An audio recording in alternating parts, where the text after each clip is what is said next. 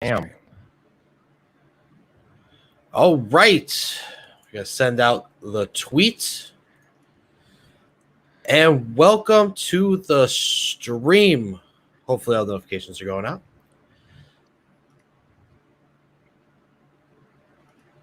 Waiting for mine.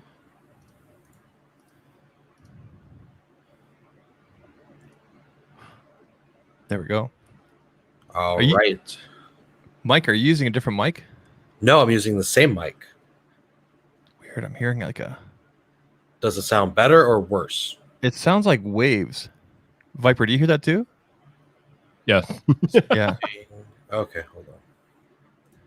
It's not bad or anything. It's just like some background noise going Yeah, on. it's just noticeable. Oh, it's using the wrong. Hold on. How about now? Oh, there we go. Bye-bye. All right. Damn, it wasn't on the RTX. There you go. All right, now that all our audio issues are done, Zach, you got any you need to get out right now? Need to get any audio issues out of the way? I don't think so. I think everything's... Of course. I haven't changed anything. So all right. Well, thank you, gentlemen, for joining me tonight on the stream. Subrain, I hit 3,000 subs today. Congrats, man. nice. Awesome. Thank you. Thank you. Excited. So it's been I've seen Viper the last 2 days, but what is going on with everybody? I think we need to know what's going on with Zach. Yes. Why? Yes, we need to hear what's going on with Zach. Because Zach doesn't live stream as much as I do. So what's going on with Zach? A lot of health stuff lately on the back end that I can't get into right now, that I don't really want to get into right now because it kind of relates to upcoming content. But been doing a lot of research lately on different things involving, wearables and what's coming down the pipeline, for example, with Samsung, like with their new watch and everything like that. And so I've been working on that. I got a video coming out tomorrow and then another one on Thursday. Just pretty standard review stuff. And I'm looking forward to phone season, I guess, coming up soon, right? Oh, it's coming quick. But I'm noticing your shirt. I see the shirt you're wearing. You're wearing that Ryu Street Fighter shirt. Yeah. Picture you put on Twitter the other day of your kids at the machine over there. They learned to keep you behind, huh? Yeah, they came in. I was editing and they came in here like, can we play? They're like, can we play Mortal Kombat? I'm like, sure. And then I don't know what they did. I think there's a mode on here where you can pick 8 characters. Like you each pick 4 characters. And then when you're done, you enter a code. Like you hit a bunch of buttons and hopefully enter the right code. Whatever code they entered, all of a sudden the machine started doing all the finishing moves. Like it went into like a demo mode and it had like every character doing every single finishing move, and like they've never seen them and I haven't seen them forever, so I completely forgot like some of them are pretty well. They're not, I mean, it's tame by today's standards, but so we sat here for like 20 minutes watching all of them.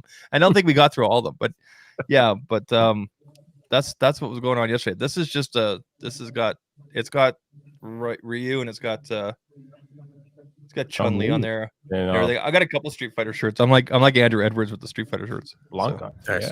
Yeah. It's the first time I'm noticing you got the shelves behind you. Shelves? Yeah, you have like the little shelf unit back there with the figures, and it looks like a Dragon Ball. Yeah, there's it's just like one of those cheap IKEA things. It cost me like $10 or whatever. And there's a light in behind here, like right there, and then there's a bunch of little figurines, action figures up here, and then mostly storage down here because most people don't usually see that stuff. So, yeah, nice. Yeah, now I'm actually thinking of changing my setup and bringing this desk back there and having more of a sitting setup. But then, like, I don't have a lot of space in here, so I've been playing around with ideas, but yeah, we'll see. Gotcha.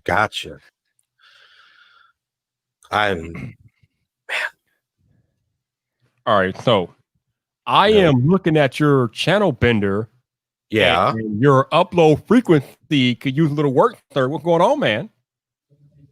Well, we went into pandemic and I was serving more people than usual because nobody wanted to cook. And then I started doing the studio. And now, as of 3 hours ago, I'm on a week vacation. So studio's getting finished tomorrow. And I got scripts written. We're gonna record. All right. Yeah, I think actually the last video I put out was the Mustang video. No, you put out a Apple HomeKit video 3 weeks ago. That was a live stream. Oh, that was live. Oh yeah, that was live. Yeah, it looks like you've been doing a live stream. Yeah, yeah. The last actual video was the Mustang video, which was like a long time ago. I was there for that one. I was there for that one. You were there for that twice. Yeah, yeah. Okay. Yeah, it looks like you uploaded what? I think you've uploaded less than 10 videos this year. Looks like about 10 videos, maybe. All right. Maybe. All right. I'll be looking for you. I'm looking for you, man. I'm looking for you, man. Oh, we got Genosis out there. What's up, Genosis? How you doing, baby? What's up? There we go. CDF man, Genosis, how you doing tonight? Thank you for joining us on this 3,000 subscribers celebration. Some lurkers out there too. Got some alert gang is in the building. Yeah. So we got 7 watching the channel. Let yourselves be known. Say hi. Come on. So what's the focus now going forward for you? Because like I know for me, I'm still gonna be doing the usual stuff like phones, and I've got some like cool Bluetooth speakers here. Like well, just one, one that BenQ sent me, and True Wireless. But I'm also gonna be going. I'm working on some digital health stuff. Starting with the Apple Watch. So I'm gonna be leaning more towards digital health stuff in general. Okay. Okay. What about you? Like, where's the focus? So the focus is changing to smart home mostly. There's still like a few like regular reviews in there. I'm probably put out like an iPhone video or something when it comes out. But main focus now, smart home. I already got like several tutorials written. I got a couple tutorials written, and then I got like some other like just regular smart home content written. So when you say smart home, do you mean like all encompassing everything from light bulbs to audio automation to like just everything involving the home, or yes. is there a specific niche within there? So for like the basic tutorials and stuff, it's like how to set up your echoes and stuff, how to do a little bit more advanced stuff in there. And then smart home, it's a broad focus, but the main idea is try to keep it easy. Okay, and mostly Echo. You won't be doing any Google stuff. I wasn't going to, because up until recently, well, it's not even out yet. You can't trigger devices from like other device, something happening on another device. Okay. With Google Home. Alexa, you can do that. Okay. What's up, Tech 702? Thanks for joining us tonight. Oh, crap. Yeah, I should probably remember to do that. What's that? How do you mute up? God bless. You what? Hold on. Let me pause my. Hey, Tech 702, thanks for joining us. Oh, crap. All right. So hopefully I didn't get a copyright strike there. What happened? Triggered the Echo Studio. Oh, there you go. That's going to be something I have to get used to not doing. Okay, so mostly a focus on Amazon Echo, but not so much Google. Well, so they just announced that you're actually going to be able to start triggering, like if something happens on a device, you can activate this scene or something. Okay. So I'm probably, once that comes out, I'll probably start doing a little bit with that. But for the time being, it's going to be a focus on Amazon. Okay. Are smart plugs going to be part of that? Because I have a beef with smart plugs. I don't know about everybody else, but I've had a heck of a time setting up my smart plugs with like Google, with the Google Home and everything like that. Right? Because you have to use one app called like Smart Life, depending on what kind of plug it is. And what happened, Viper? Check your Twitter, Zach. Your regular Twitter. You put out the tweet. Somebody replied to the tweet, and I hate when creators do this. It pisses me off to no end. I don't know why they do it. Like, don't do that. Oh, that guy tagged. He decided to reply to it with one of his videos. Like, what are you doing, dude? Like, no. Oh, that's no. A little bit of leeching there, huh? A Well, beach action. Yeah. Okay. Really? Well, okay. So, have you ever done any smart plug stuff in the past, like with the Echo? Like how easy is it to set up? One. I did one because they sent me a couple things. Mhm. Sent me a bulb and a plug. What? Okay. What the? I need to delete this. And I forgot to tag you in that tweet. Sorry, Viper. Maybe I should redo that. How do I want to redo it. Okay. No edit button. Yeah. Yeah, the ban of our existence right now on Twitter. But they got bigger problems to worry about on Twitter.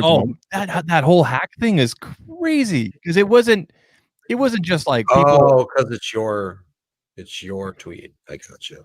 It wasn't just like two-factor. It was like a backdoor secondary system. Yeah, somebody actually enabled it. I wasn't just a hack. Like they had inside help, literally. Yeah, It's crazy. They screwed the pooch on that one. So Bender, I was talking about on Gadget Cast earlier about how I felt personally attacked this week. I felt personally attacked, man. And I felt personally attacked, Bender, because there was a rumor going around that the PS5 pre-order were going to go live this week. They were going to go live like any moment, and it didn't happen. So I felt personally attacked. I'm waiting, Bender. I'm waiting, man. You were very adamant about that day. Yes. You were getting me excited. I was following you, and then all of a sudden it was like, oh no, that was a fake leak. And I was like, man. oh man. Yeah. So yeah, they talked to a Sony exec, and I guess the Sony exec was like, all right, we will guys let you know ahead of time when these things go live for pre-order, so you don't have to worry. I'm like, fine. Just be quick about it, man. Be quick about it, because I'm ready. I'm ready here. I'm ready. Oh ready. yeah. Ready. You got all types of problems going on. What you doing over there, Bender? What you doing? I got now the chat's updating. My chat wasn't updating. Oh, all right. Hey, Apple Jockey, Alex Jackson, Modern Day Tech. Thanks for joining us. Thank you for joining in on the 3,000 subscribers celebration. Damn, 3,000. Woo, 3,000. Get it in, man. Get it in. Got it. Yeah, it's time to grow these YouTube channels, baby. It's time to grow. Oh yeah, everybody's loving it. So Zach, go ahead. Go ahead, Viper. I was gonna say, Zach, are you getting in on this day one PS5 pre-orders? Are you getting in on this? Yeah, I mean, according to Sony, they said that. I mean, it won't be like a moment's notice. They'll let people know probably a few days in advance. But right. I mean, credit card's ready to go. I mean, I got the Amex sitting right here. That's the one I get the most points on, and it's one I use for online buying. So I told my wife, I said, we're getting the 2 controller, like everything, probably minus the cam kind of thing. And then she said, like nothing else ever, whether for like the rest of the year. So because okay, so what's the speculation for price right now in the United States? I keep on hearing $499. That is the speculation, but technically T tweeted something about how it's going to be $5.99 for the digital and $7.99 for the physical disc copy. Okay, I don't so I'm sorry, a Blu-ray player costs $200. right. Yeah, I don't know, man. I don't believe that one. So if it's hypothetically 500 American, it's gonna be like 700 Canadian, which is ouch. I mean, here's the thing, like that to Mike Bendertube in Chicago, Illinois. All right. The thing is, Sony can't overprice it too much because they have competition. They have live competition from Microsoft. Microsoft is looking to undercut them at every corner, so they're not gonna be able to price it too high. Yeah, so I already have a feeling, just because of what Sony has said, that the PlayStation will be more, because they kept on talking about value for dollar, and like they used the kind of wording that I used to use in marketing sales when I knew I was more expensive than my competition, but I knew I had a better quality product. And I'm not saying that the PlayStation better. I don't calm down, X-Boy people, okay, or Xbox people. Okay, I'm not saying that. I'm just saying that the wording that they used and everything during the release and everything, and showing the wording just came across to me as going, okay, you know, you're going to be more expensive. But I guess we'll see how much by how much. So, see, now Genosis is talking about how the PS3 launch was, with it being ridiculous, and you know, there's a lot of backlash for that. Yeah. The price dropped like by February? Like nobody was buying it. I don't think they're gonna go that high again, even like now. Well, especially now. Yep. It's already gonna be hard enough with everybody being low on cash and everything. I'm just wondering, are they going to include a power adapter with it? I think it's safe to say that's going to come. I think they. Unlike some companies.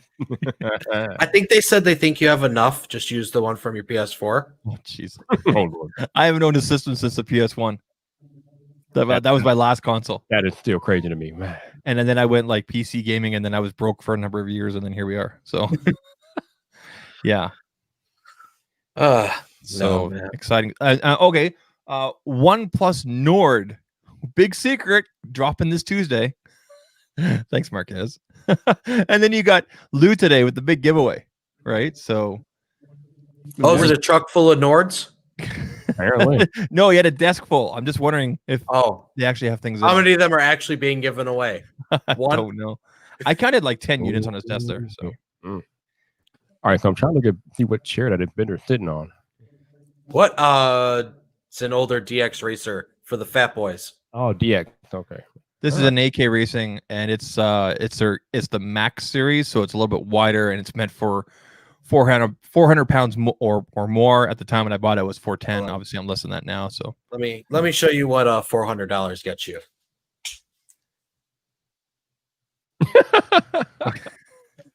Yeah, every time you lean back, it unlocks, so you just shoot forward.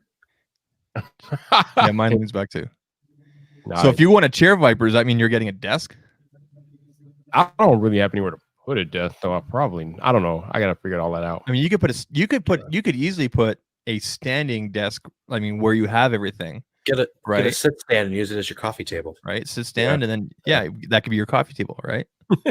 This new desk is sit stand. Mm-hmm. Tell me, man, a standing desk is one of the best investments. I have one at work, though. I know it was pretty nice. Speaking of desk bender, what did you do with that? What did you end up doing with that table that I never picked up? You just like throw it out? Like, no, a cousin jumped on it. Oh, nice. Okay. That thing was like $1,000. No. Wasn't it? Not the coffee table, the side table. Side table. That's like $700. Yeah. Yeah, there's like a built-in cooler and everything, right? That retails at like $400. I mean, I got it for free. So wow. But yeah, the cousin jumped on it. I didn't even finish asking my parents if they wanted it. She was in the house and was like, "Take it." And you had the company send it to you for free, right?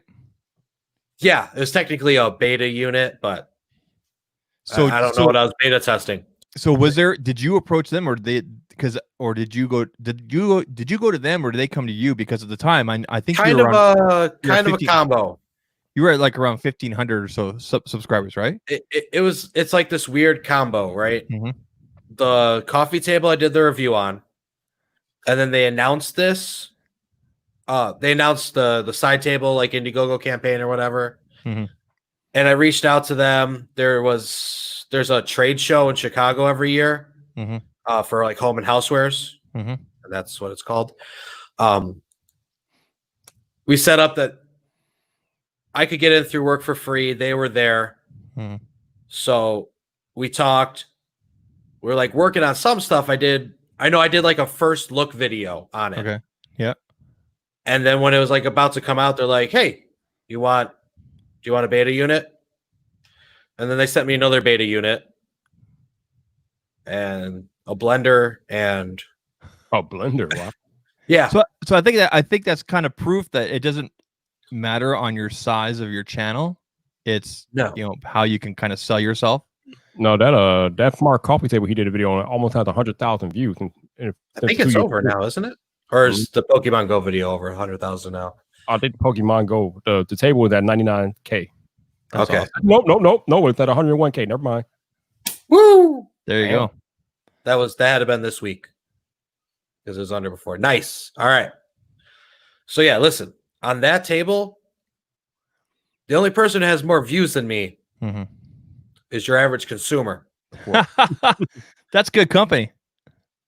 And his video isn't even on it. It was one of those it was one of his mass ones. The mass. Oh, like. And then it was like, and all these guys sent me this coffee table. Yeah. Like, it's pretty cool. You should check it out. Yeah, it spends like 30 seconds on in the video. I'm a big fan of those kind of videos. I have a video coming up on like that probably next week because I have to pick up the stuff tomorrow. this company called Whip Labs. I think Viper also got the same email called Whip Labs. They sent me through Tech Influence, through Get Geeked, through Barry. You know Barry. Right? I'm trying to figure out what email you're talking about. Though. Anyway, it was the one where they wanted everybody to like review this magnetic stand for the iPad, but there was a bunch of other stuff, and on there they had some really cool Apple Watch bands, an Apple Watch stand that plugs into it takes the magnetic charger for the Apple Watch, but it plugs into like a wall socket. And there was a third piece, I can't remember what it was. Anyway, they're sending me all three, and I'm gonna put together like this desk setup slash washroom thing, because I have a plugin that's on the wall right there above my vanity, so putting the watch right there at night would make sense, right? So oh, look at all these people we got Beth in here. We got what's up, Beth? How are you doing, Fate? What is he talking about? The famous rude famous person. Which rude famous person? I don't know, man. Met several. Viper, you're so rude. I guess. Well, I guess I'm rude because I don't pronounce rude like it's supposed to be pronounced. Okay, so Viper, you took the week off, kind of, sort of, with the podcasting, and then you invaded everybody else's podcast. Pretty much, yeah. Who do you have? Who do you have coming up this week? I know of a couple names, but who do you have coming up this week? So tomorrow I have Emilio Takis and Scott Peachy. All right. Tuesday, I don't know. Tuesday I don't have anything because that's our podcast. Wednesday I have Max Lee is Thursday, so I got Max Lee Thursday. Wednesday is Paulie G. Paulie G's on the podcast, and yeah, that's it. Nice. Oh, and LeBaron Burton's on Thursday, I think too. So Paul hasn't streamed in a long time. Yeah, he's here and there, but yeah, he's been doing his little thing on TikTok and things. So yeah. Yeah, I feel bad if that all gets shut down. I don't think it's gonna get shut down not right away anymore. Should be interesting. I don't know. Yeah. Thing is, if it gets shut down in the United States, do I lose access here in Canada? Probably. No, why would you? I don't know. We're so interconnected sometimes. Yeah. Yeah. So Bender home automation. Okay. Uh-huh. Yeah. Smart home automation. It's gonna be fun. Mm-hmm. You know what's cool about that? Is it all works and everything, and then if you're like me and your cable literally gets cut, like the line gets cut, you can't turn off the lights in your studio. It's true. I mean, I can turn off the ceiling, but like all the what do you call it? The Philips, the glow thing, like the you know what I'm talking about, right? The globe things. I had to like physically unplug them or hold down the button. It was super, because I have like 6 around here. That's annoying. Right, but if you're on your home Wi-Fi and you open the native app, you should still be able to turn it off. Nope, because it involves the bridge, and the bridge has to be connected to the internet. I thought with Hue and Smart Things you could do that. Well, okay, I could be wrong, because I didn't try doing it through the app. I kept on trying to ask Google to do it, and she's like, "I can't connect to the internet." I could be wrong. It's amazing. See, that's where I need to watch one of your videos to figure that out. Amazing what happens when your internet goes out and all your lights are internet control. Like, gotta do everything manually. They had to run a temp line. You know I've had a lot of issues for like the last couple of years here. So they finally ran a temp line, a physical line from the tap, which is across the back alley. So there's this black, thick cable line going across the back alley. And of course, my neighbors call me.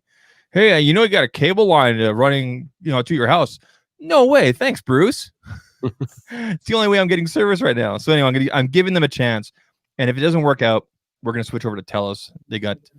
They just installed the fiber lines in our neighborhood, like literally like last week. They were digging up the neighborhoods and everything. So yeah, the pricing's very very, very close. So I told Shaw, I said, get the line buried or run a proper line, or your competition just installed lines here for fiber. So yeah. Thank you. Oh yeah, Lewis. Thanks for joining us. All right. Now, your story, just remind me, Starlink is starting those betas real soon, because they actually just this week sent out emails asking for like your actual address. So they can kind of like assess you don't know what Starlink is. I've never heard Starlink or Starling. Starlink. Never heard of them. Oh, right. Starlink is Elon Musk's satellite internet. Yeah. Oh, okay. Yeah, from SpaceX. You are supposed to get half a gig up at the highest, but your upload, half a gig down, and then your upload, it's better than whatever the heck Comcast is giving us over here. Yeah. So it's Like it's completely gonna be wired. more like, yeah, it's satellite. They're low orbit. Ooh, I'm looking at this. They got like, I think 500, 500 satellites up right now. It's supposed to be over 1,000 something. Okay, so hold on. They're starting access to who? What? Okay, so what's the deal right now? Exactly. Well, you're in Canada, so you're pretty north. So you're one of the shoe-in areas. Okay, But so the main thing for Starlink is for areas that don't get service right now. You know, or your only option is currently like the other satellite option, Usenet or whatever the hell they call it. Okay. Areas where you might only have like low band options, like AT&T, but their phone line, their DSL. And the other one is also places that only have one choice. Okay. Which is honestly, that's most of America, from what I understand. Because like here, I could only get Comcast. I can't get like the other cable providers in the area or anything else. But it's supposed to be able to give internet access to everybody for a decent price and improve speeds in areas that just don't have it yet. Well, this is right. Okay, I'm on the website and you can enter your service area, and they've got my address already in here. I mean, unless it's like one of these default things. All right, I'm signed up. I never heard about this till now. I've never even seen this logo. It looks like that's right. You come to BenderTube to learn something new. See, yeah, there we go. Yeah, I know. Taylor's Tech been talking about this for a while now. So that's why I'm really surprised I didn't hear about it. I don't watch a lot of Taylor's. So yeah, someone clip that and tag Drew. we know. I mean, I subscribed. I just don't watch. I don't watch a lot of his stuff here because I've been busy with so much other stuff. It's hard to explain. So. No, hey, don't worry about that. I'm subscribed to it. And I'll be honest, I love Drew, but I don't watch many episodes. I kind of see what the title is, and if it piques my interest, I watch. I've been watching a lot of his. Tesla truck stuff. Like whenever he does like a Tesla truck thing, I've been watching that because I can't tease myself with that. But you can't what? I can't tease myself with that. I'm not gonna be able to afford a Cybertruck. I'm not even gonna like get my hopes and dreams up. I got my money down, so I'm ready to go. Let's get her. Are you gonna go through with it, Zach? I mean, I still got the money down. I've already talked to the wife about it, and we're just concerned will it fit in the garage. But I mean, we have a double wide, so it should be fine. I've always wanted a truck, so it's either that or the Bronco that Rettinger showed us on the podcast. Yeah, go with the truck. Definitely, that looked cool. Go with the truck. No, you don't want a white Bronco? A white Bronco? No, my OJ. We can take it to LA. Drive down the 405. You're bad. Stop it. You're very bad. So I see you wearing those Soundcore Q10s, Bender. How you like them, man? I love them. I had those Blue Dios before, but I like these, especially for the price, man. Yeah, it's $30 after the discounts. Yep. Yeah, man. Yep. Hey, Ben, throw that to all the brands that still look at some crapper count as a measuring stick of a creative worth. Yeah. Most brands have not figured it out yet. They haven't figured it out. Right. Genosa says he wants you to get Drew back on Vibe Drive. I just had Drew on the podcast right before WWDC. Yeah. Yeah, you did. That was a good one too, yeah. Yeah. Good. Always a nice chat with me and Drew. So question for you guys about diets and food, like a serious question, like Viper. I'll start with you because I think I already know the answer. Is there anything specifically in your diet besides Bay that you make sure you eat or don't eat every week? Are there certain things you avoid? No. I mean, I should, but right now I'm drinking cherry Pepsi, so yeah, I'm pretty bad with the diet. I don't do diet. So. Okay. What about you, Bender? Oh, that was a real question. Does Bender diet? No, I'm not saying if you diet. If there's anything specific in your diet that you eat or drink all the time or try to avoid. Mountain Dew. Mountain Dew. Okay. It was like moonshine over there, boy. What you got on there? What you going up there with that? All right. I just started a high protein. I'm doing this whole week, pretty much all protein. Okay. And yeah, like if there's carbs, it's like residual, kind of like 1 or 2% in whatever I'm eating, kind of thing. So the real question is, when the hell are you going to become the public face of gamer stuff? Because every other tweet that you tweet is about gamer stuff. Even if it's not related to gamer stuff, they're in the background of your picture somewhere. When did they go hire you, man? They need to hire you. No, I've got my affiliate link now. Yeah, I've had it for about a month now. I wouldn't even know they existed one for you. No, I mean, use code Zach for 10% off and yippee-ki-yay, right? So you gotta get them to send me a case, man. You gotta get them to send me a case over here. gamersubs2ps.gg. He's like, you code Zach for 10%. Right. Use code Zach for 10% and I get a kickback and we all win. You code Zach for 10%. We all win. Love it. And we all win. And zero sugar, zero carbs, keto friendly, diabetic friendly, natural caffeine, no crash. Yeah. When my surgeon's literally telling me this is okay to drink, we're good to go. Both my personal doctor as well. So if the doctor okays it, that's all that matters then. Yeah. I mean, they said I'm on a strict regimen of water, black coffee, green tea, and this stuff. So somebody Tech 702 mad. You don't want to make Tech 702 mad, dude. I made Tech mad. He super chat. Yeah, super chat, buddy. So CDF says I need to do a comparison. I actually did a comparison video on Twitter, and that's how I found them, and I showed how this stuff, like you can't see it because this is the blueberry flavor, but this stuff mixes completely clear and there's no residue in the bottom, and the G Fuel does, because G Fuel uses a filler called maltodextrin. Now, it's nothing bad. A lot of foods and everything out there use it. A lot of mixture type drinks use malto, but Gamer Subs doesn't. Because one thing a lot of people will tell you about G Fuel is that sometimes there's like this chalky aftertaste. This doesn't have that. Huh. So.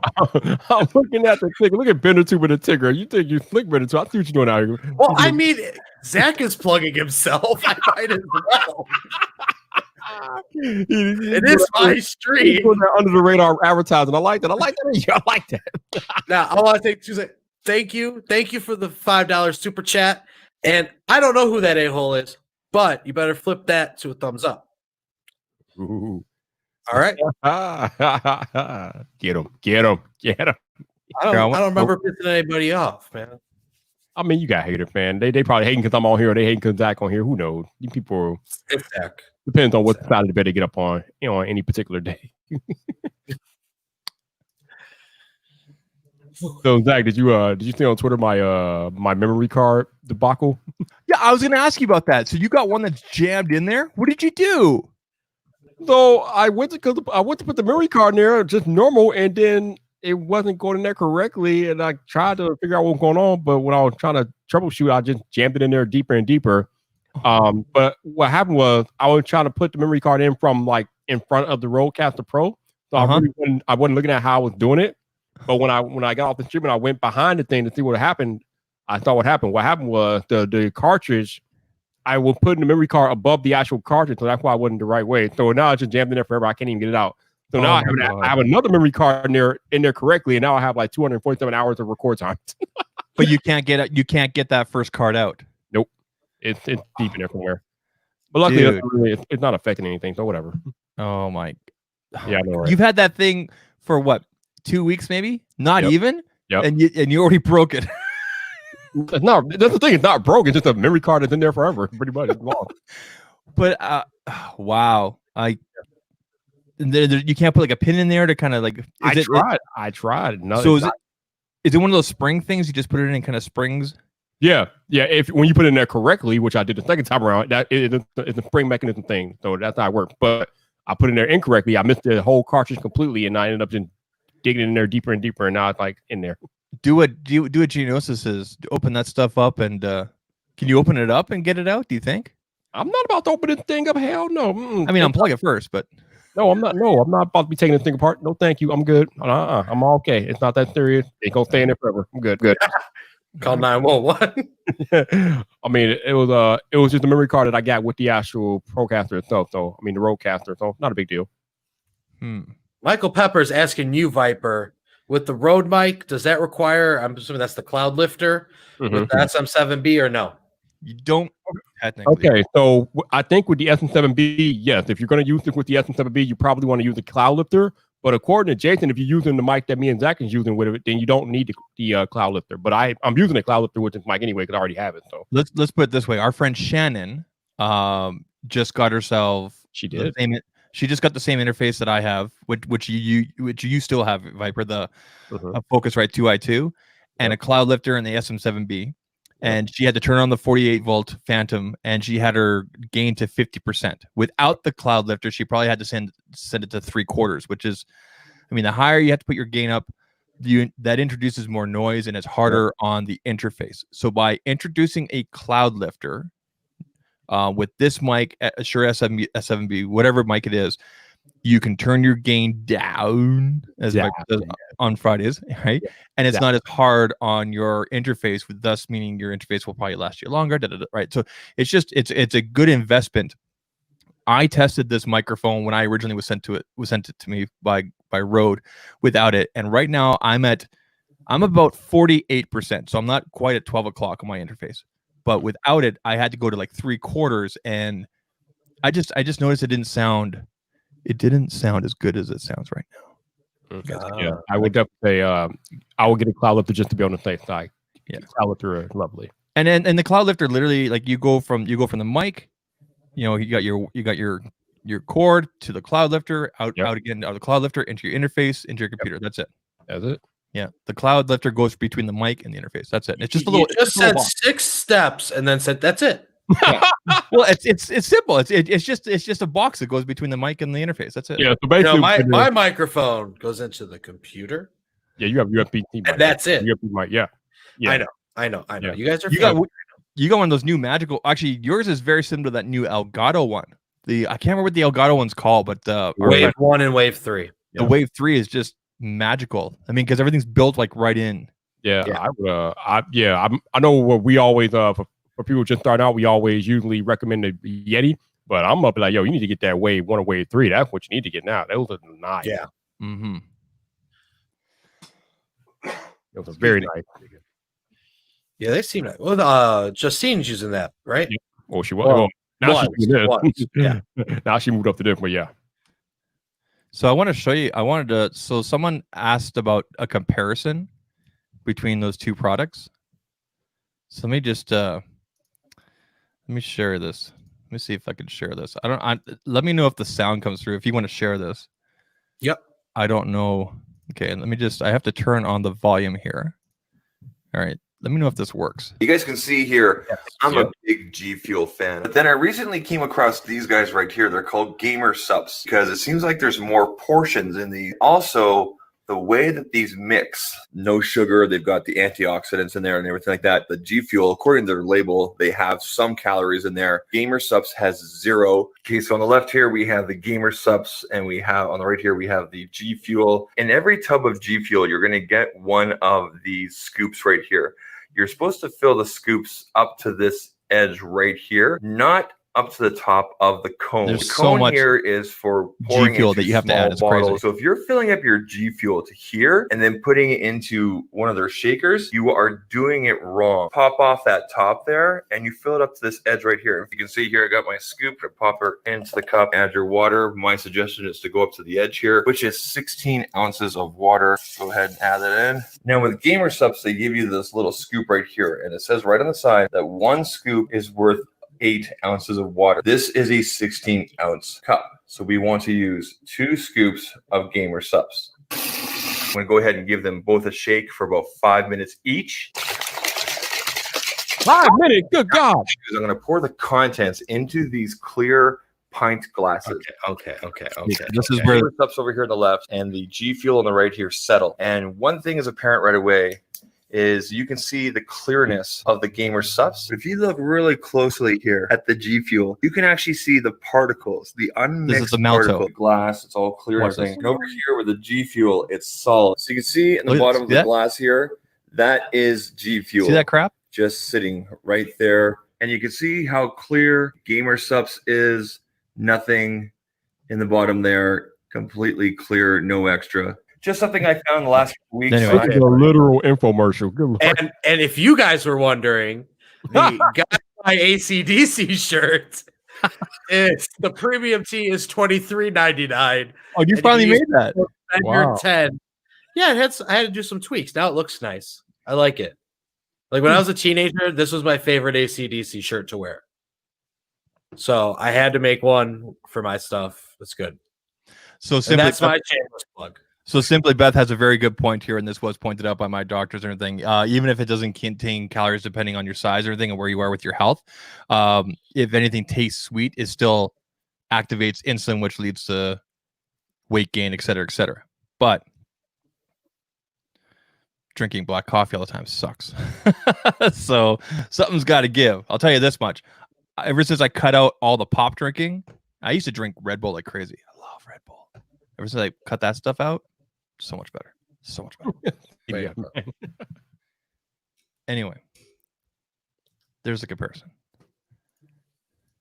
Oh man, I mean, I'm not gonna be putting no screen sharing up, but if you go to the Vibe Zone, there is some new merch on there. I actually made more new merch than I already announced, but I'm gonna keep that under wraps for a while. Ooh, it's like Vibe Zone, right? Mm-hmm.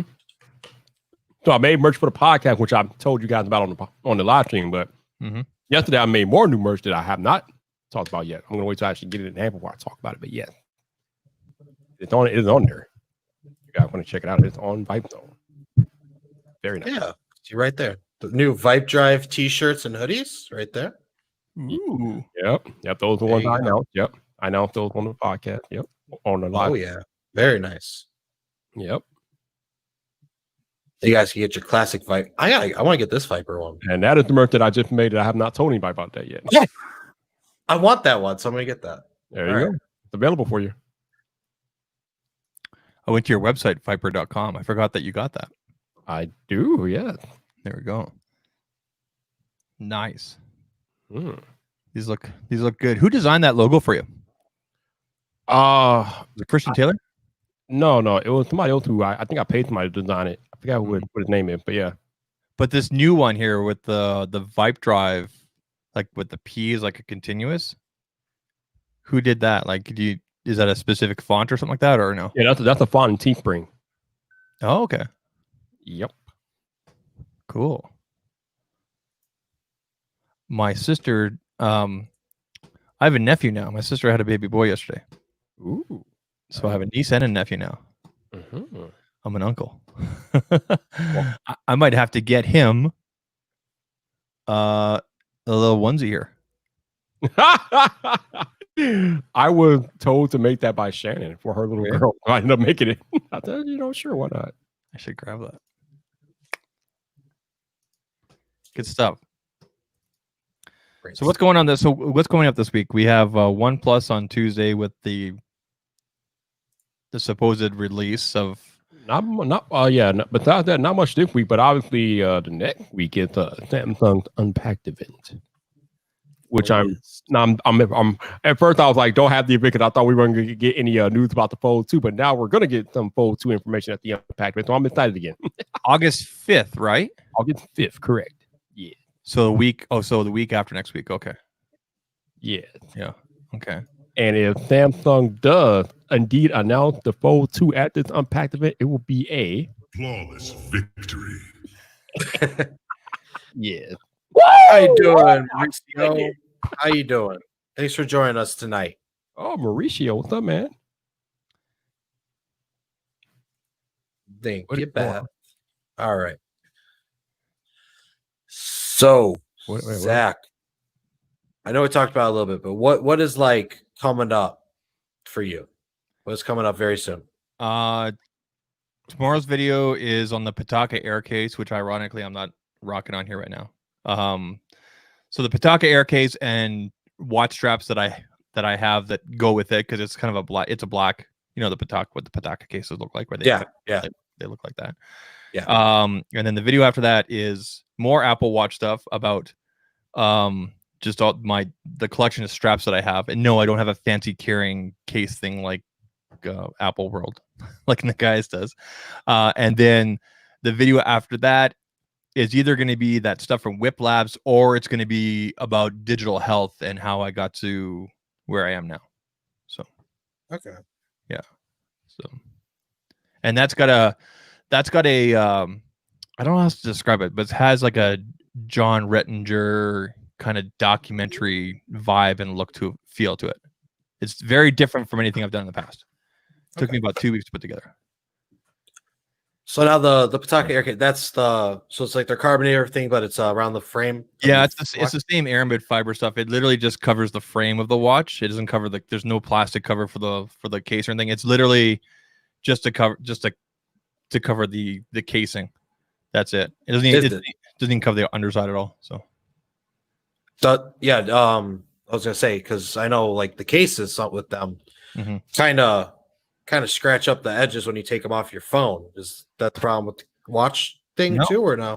No, I don't have my watch is in really great condition for almost being a year old, considering how often I wear it and everything, and being aluminum. I mean, I'm sure if you got real close, but from a distance you can't. I mean, I can't see anything. So, but the air case is definitely just surface protection. So okay, cool. Yeah, it's very much just fashion and surface protection, like their cases. Like this isn't drop protection at all. So yeah, but it looks good. So.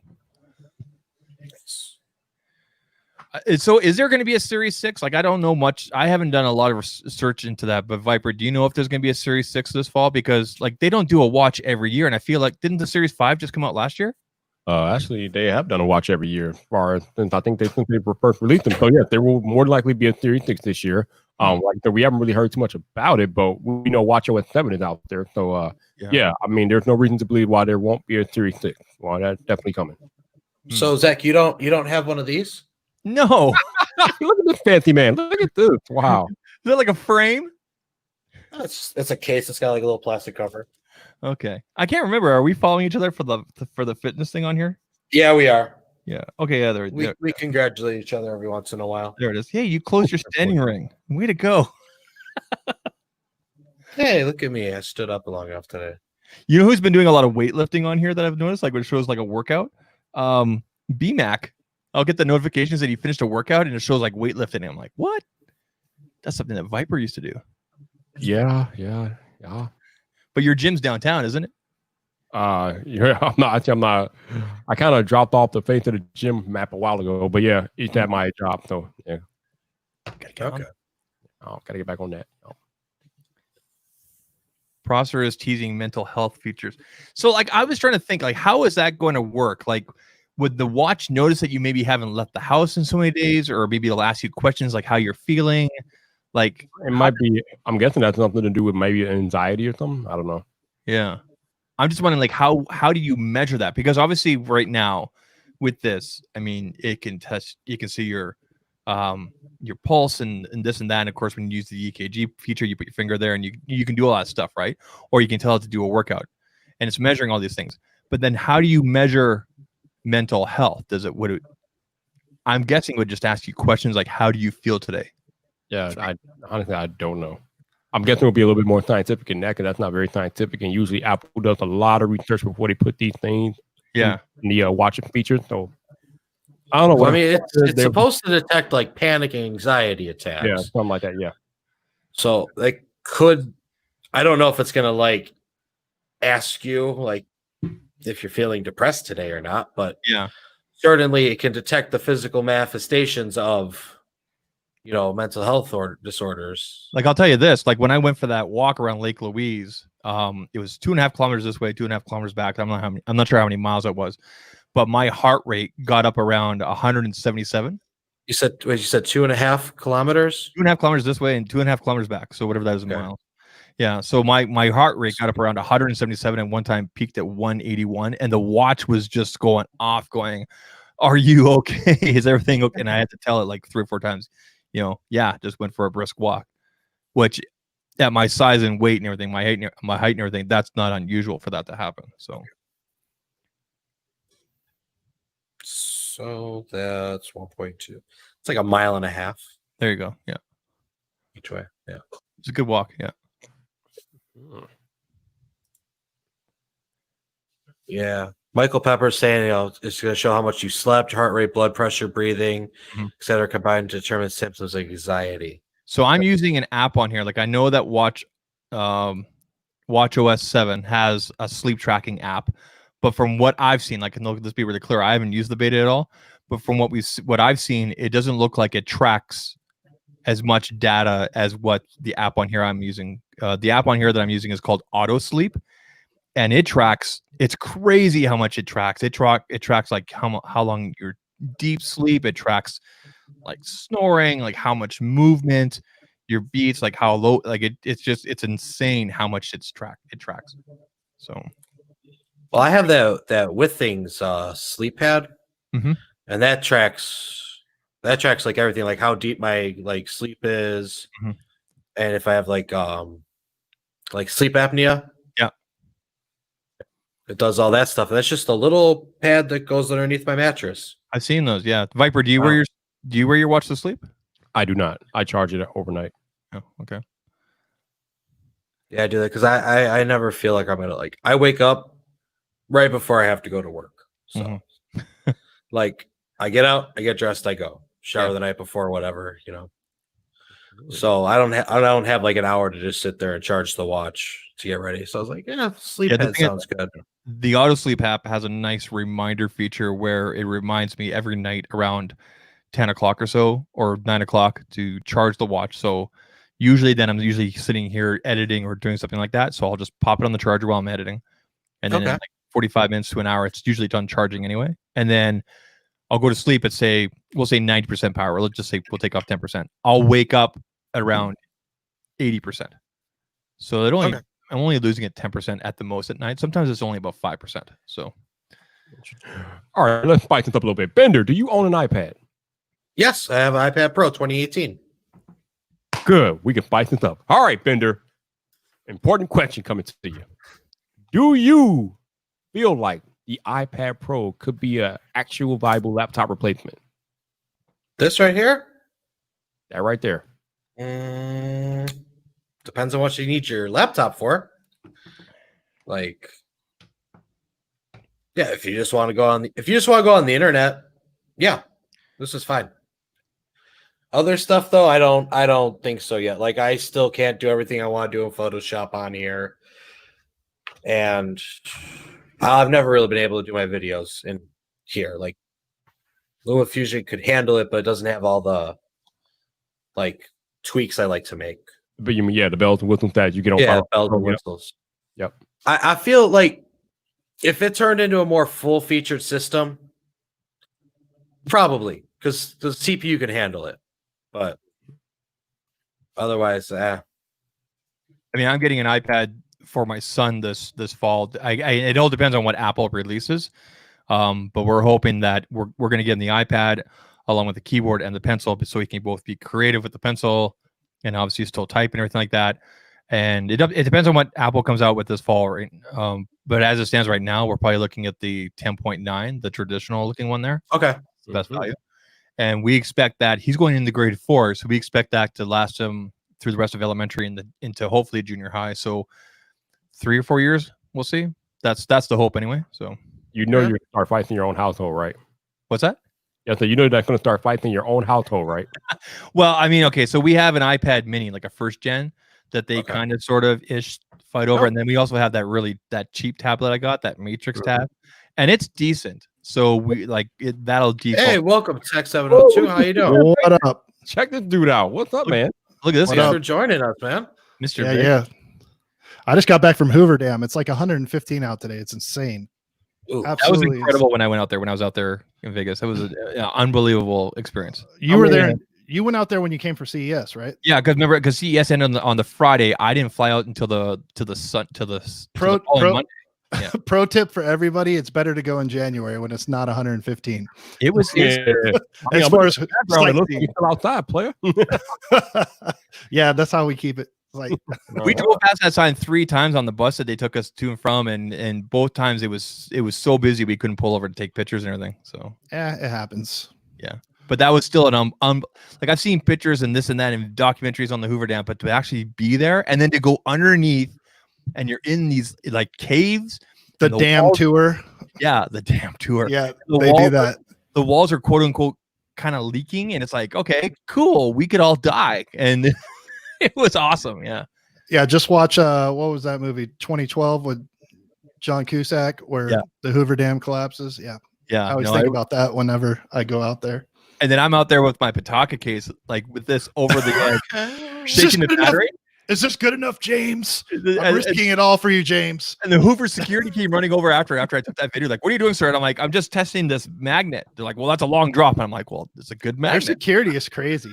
It is. Dude, they had like AKs and everything. It was crazy. Yeah. AR-15s or something. I don't know what they were. They were big guns. I'm not used to they're seeing strapped. They're definitely strapped. And then we actually crossed over to Arizona for a couple minutes as well too. So just to say you did it. So Michael Pepper just brought this to my attention. I haven't seen this yet. Logitech's got a new folio coming out for the iPad Pro. That looks cool. And it's really not much more than the one they already got out. So 159, that's gonna be compared to the I'm a huge Logi fan. That's what I use. That's what I don't get into the Magic Keyboard. I think it's too cumbersome. I don't like battery drain. The Logi runs off of its own battery, and that's huge for me. And it keeps with a more minimal design. That's why I'm a fan of it. I had the Slim Folio Pro. I swapped it out for the Magic keyboard for right now, but that definitely probably gonna switch back. That's when you lost me. When you say that the Logi runs off its own battery, that's when you lose me. I'm okay with that. Yeah, but it lasts like 6 months, Bender. Dude, I've had it for 6 months and I've charged it twice. Like for real. Oh, I believe you. It lasts forever. And it's USB-C, unlike some Sony cameras I recently purchased. So if you really, really, really don't want to plug it in, you could just take your USB-C cable from your iPad and plug it in to your keyboard. I do that all the time. So where I work, I'm a federal firefighter. So like I'm gone off the grid sometimes. When that happens, I have nowhere to charge. So longevity is my game. So if you guys want to know longevity, get yourself an iPad, get yourself a Logi, and you can run forever off of those. When you start, what is a federal firefighter? That's a new one. I work for the Department of Defense. Okay. I felt safe being around Mike the entire time I was in Vegas. I won't put up exactly all my stuff, but yes, I work for the federal government. There are things that Mike showed me and we talked about on my last few nights that I felt very safe with him. You know, he's a foreigner, right? Like that's technically treason. I don't ever violate any of my terms or oaths for that matter. So I've never heard that. But I know people. Firefighter. Huh. We'll just leave it at that. And keeping Mike in my good book so I have somewhere to stay in January for CE. To answer your question, I don't unplug my Magic Keyboard, so I don't have to worry about that. See, now they just had to replace my Magic Keyboard because it wasn't charging through the Magic Keyboard. It kept sporadically like disconnecting when I was trying to charge it. Yeah. And they're like, "Oh, you're probably gonna have to send in your iPad for repair." I go, "No. So why don't we try you sending me a new keyboard first?" I never received mine or the replacement. They told you to send in your iPad because your Magic Keyboard was broken? Yes, they did. This sounds like the hack that went on with Twitter. Send me your iPad and we'll send you a new Magic Keyboard. Just wait. Andrew, I'm a wallet expector. I need you to send me your wallet as well, please. Yeah, really. I mean, I was like, no, just send me a new keyboard. And then like, if it's still having the problem after that, then maybe I'll consider sending in my iPad for repairs. But like the iPad on its own has no problems charging. The smart connectors aren't damaged. Like, why, I don't like Apple. Apple's too complicated. I was just like, why I gotta tell tech support how to do tech support? I don't understand. When things go wrong with it, see, Apple is beautiful. It's brain dead easy to use. You give it to a child, you give it to a 2-year-old. They intuitively know because of how perfectly ergonomically packaged their stuff is, how easy it is to use. But let something go wrong with it and try to fix it. That ain't happening. So Tech Loving Mama is congratulating you on 3,000 subs, man. Thank you, Tech Love Mom. I appreciate that. I got a question for you guys. I put All it down in the chat, but I don't know if I missed it when I was logging in. So I'm trying to get a domain, and Okay. all the domains that I like that are similar to, my coin name are taken for the .com, but .tech is open and stuff like that. Do you think it's cool to get a domain you don't necessarily want, but it's exactly the name you want? Or is it better to go with a lesser desired name, but the .com? Okay, I'll put it this way. John Rettinger's website is a .tech. And I believe GameKeith is as well. I didn't know I didn't know if we had opened into that world of that's acceptable now for mainstream. It doesn't really matter. It means all I know it doesn't matter destination wise, but marketing wise, if and when I build to that point, people are like .tech. That's not even legit. You can't even afford a .com. I have one suggestion. Whichever way you go. So are you also considering your own domain and everything like that for email plus website? Correct. Okay, so I would suggest, my suggestion is this. So I bought ZachTalks.tech, which makes sense because Zach Talks Tech, right? I bought that through GoDaddy, and then I went through Google Suites, whatever it is, to get the G Suite. G Suite, and everything, right? To get the email and whatnot. My suggestion would be do everything through Google, including getting the .com. So that way it's all kind of like all together. Yeah, I feel you. Right. I feel it, yeah. Whereas if you go with GoDaddy, you have to tell GoDaddy, direct here. I mean, their customer service is really good. Anyway. No, it is really good. I've used that for other businesses I've been part of, and I've been happy with their product. But seeing how YouTube and most of the world I live in is run by either Cloudflare,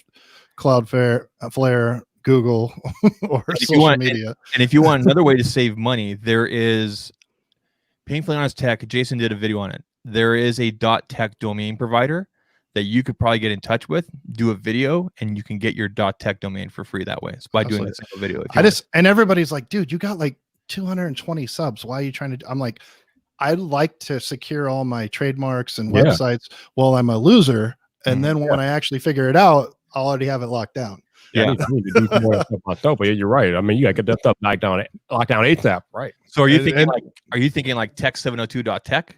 Yes, and that's if anybody in chat takes that, I'm coming for you. I'm telling you that right now. But that one's available. You know what? After I get off, I'm buying that shit. Like, my fault. I always get nervous talking about that kind of stuff publicly, but I'm just saying, like, .com is obviously more recognized worldwide, and somebody took it, right? But I mean, of course. I owned ZachTalksTech.com, .ca, .biz, .uk. And a couple other ones for a couple years, and I watched the traffic, and I just went with ZachTalks.tech because it shortens everything. And then I made two email addresses, business at ZachTalks.tech, and then another one at The email's big, but for me, with all the games that these different streaming services, I want to play with Twitch. I want to play with the other ones, but YouTube's the bread and butter, obviously. Yeah. But who knows what the future holds? So I think any content creator that cares about what they're doing, whether you're big or small, whether you spend a lot of money like I do, or you make a lot of money like others, I think it's important that you have a hub where your audience, that if all else fails, they can move with you. Yep. You get, if somebody screws you over, or if a platform's not viable anymore. Yep. And then I also bought Zach.link. So because through Bitly, you can make custom links for free with your own. You can make your own custom link for free using Bitly, using your own domain. So I bought Zach.link so I could do Zach.link/Facebook, Zach.link/Twitter, etc. Right? And I don't play with Facebook. I'm just saying because so now I have all those links, and you can click on them, and it takes you to all those things, and that's free through Bitly. And the reason I did .link is just it kind of made sense. Like, here's Zach's link for, right? No, that makes sense. Yeah, I got you. Yeah. See if I can find them. I was just playing with them the other day. Now, Zach, you said you used G Suite. Yep. How much does that cost, like, a year? Good question. I'm not paying yearly. I'm paying $21 a month, and that's two email addresses, Oh, okay. I'm like, and okay. the entire suite. And unlike regular people with Gmail and everything that can either do compressed or pay for size for their pictures, because I'm paying for G Suite, I have unlimited original size photos. That's a major perk of that. Like as I suggested, I did everything through G Suite. So I did my domain and my email both through Google and G Suite. I think they had some type of deal. I paid $12 a year for the domain, and I paid $6 a month for the email. Okay, That's dope. I can do that.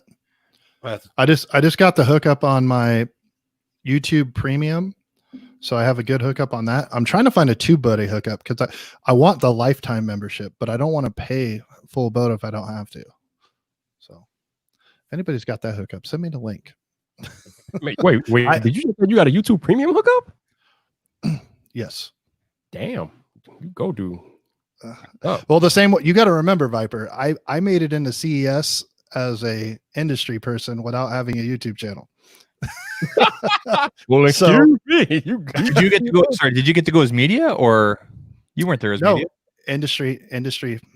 Yeah, influencer. That's what mine said. Yeah. No, not influencer. No. They went. He's in there. I won't expose myself too much. I'll just say that I do own a few companies. I'm on a few companies. Oh, okay. Some of them buy and sell stuff, so it's not hard to say, "Hey, I want to go there and look for stuff to buy." And there's ways to do things. So yeah, I scammed my way into CES. They'll probably beg us to come this year. Mine says content services. That's what they gave me. Yeah. Oh, actually, go ahead. What's he say? No, I was just going to say my idea for CES, because I don't think it's going to be, I think it's going to go on. We've had this debate / discussion. I think it's going to be in a much reduced capacity. So my plan, and this is super preliminary, and I'm going to talk to Zach and people I know are down with the plan, is I'm talking about renting a house, like a dope house with like a hot tub, have a DJ, make it like ground zero for like 4 or 5 creators, and make that the spot. That's we what could throw. TK did that a few years ago. Yeah, I'm feeling that right now, and I'm local, so I could set it up and probably get a crazy deal because nobody's doing nothing with money right now. So I want to set it up like around September. Yeah, as long as there's good Wi-Fi. we Wi-Fi, food brought in, mask available for everybody, hand sanitizer, but like a safe hub where you don't got to mess with the hotel. You don't got to do nothing like that. Mm-hmm. And then I can straight clout chase whoever comes and hangs out at the house. So yeah, out of 18 meetings, so I had 21 meetings. Out of 21, I went to 18. 16 of those happened in hotels and private areas. Mm-hmm. So only 2 of them were actually on the floor, and I mostly used the floor to just kind of roam and see stuff. So, I think as long as they, according to their emails and the stuff we've been reading, they're going to space things out more. They're going to probably have hand sanitizers every 5 feet or whatever.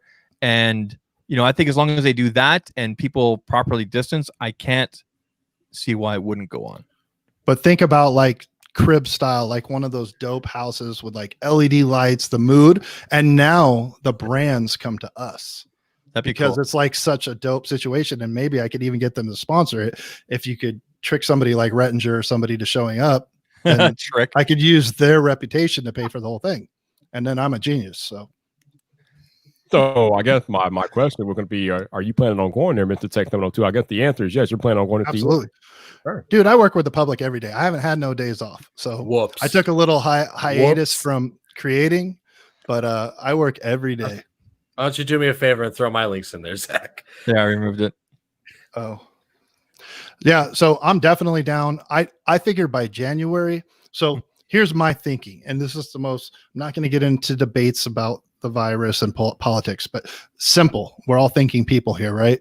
Mm-hmm. So simple as this. Regardless of what the virus is and what the politician's status and what their motives are for whether it's shutdowns, whether it's masks, whether it's an election thing, regardless of what you believe, I'm not getting into it. However, by January, we will be at a point where there will either be a vaccine, there will either be everything shut down because the world is ending. It'll either be, you know what I'm saying? Like we'll have some finality to this. We'll have a path forward. Mm-hmm. And I have my beliefs. I won't share them, but I think that everything's going to be fine.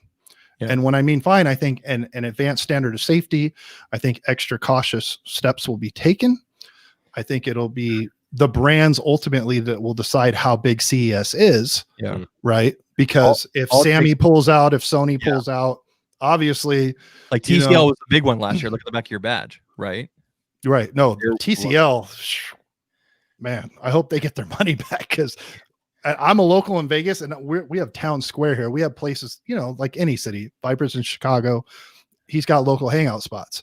It's the equivalent of you going to your non-tech place and we saw TCL ads like off the strip, and that costs money in Vegas. Yeah.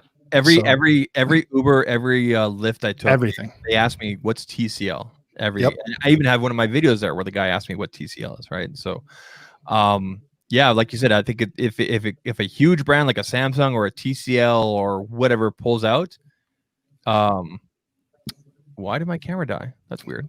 Not one brand, but it would take an attrition. It would take an attrition of an industry is what it would require. So if It's just like Sammy, backup cameras. gosh, baller stuff. I'm still got my C922 Logicam. Yeah, I'm with you. I think I don't think it's going to be about one brand pulling out, but if they start pulling out like dominoes, then you're going to be in danger over there. Yeah. Yes, This right here is my C9, which is terrible. You can tell because it's right here. I'm on a C9, but I got a couple $100 of lights right here, so it saves it. But this is the Lumix. But anyway, if a major sponsor pulls out, I can't see it happening. But here's the thing. You guys are in the United States, so you guys can travel all you want within. Same thing for me here in Canada. Right now, like the border's closed. Right. I'm pretty sure I can fly out, but as for getting back in, forget about it. Right? Just kind of like Dean Nimmin right now. He's stuck in Mexico. There's worse places to be stuck, but Depending on where you're at in Mexico, it's either awesome or hell. Yeah. And now some parts of the U.S., these states are implementing self quarantine. So if you come in from out of state, you can't even go anywhere. You got to quarantine for 2 weeks immediately. So travel is not that free as you would think it is here in the States. Yeah. So even if I could get in the United States, they could tell me, Zach, you need to quarantine for 2 weeks. So what I'm supposed to go to Vegas January 1st. You got to come to my house during Christmas then, so you can make it. Like pretty much, right? If CES starts like on the 8th or whatever, I'd have to fly down like on Christmas Day, right? So Mike, are you planning on? Oh wait a minute, both of you are main Mike. Yeah. Say Bender or Ginger, Ginger Mike. Y'all name Mike. Oh my God. So Bender, are you planning on going to CES? I'm hoping so. I mean, I gotta see how everything lies, but I want to go to CES this year. How about you? Probably not, man. I doubt it. But anything happen between now and January, so we'll see. It's like Vid Summit. You'll get the most out of it with your networking. It's networking. That's 100%. If it's your first year going as a creator, no matter your size, my advice would be just to go without a plan, and whatever happens, happens. But if it's like your second or third year, like how I went, if you already have relationships here and there with some brands, then start reaching out and making those plans for meetings. You look at Michael Fisher, for example, or like Marquez, or all those big guys that went. They literally are never on the floor. They're just meeting because it's an opportunity to have everybody all in one place, right? So yeah, I never saw any of those guys.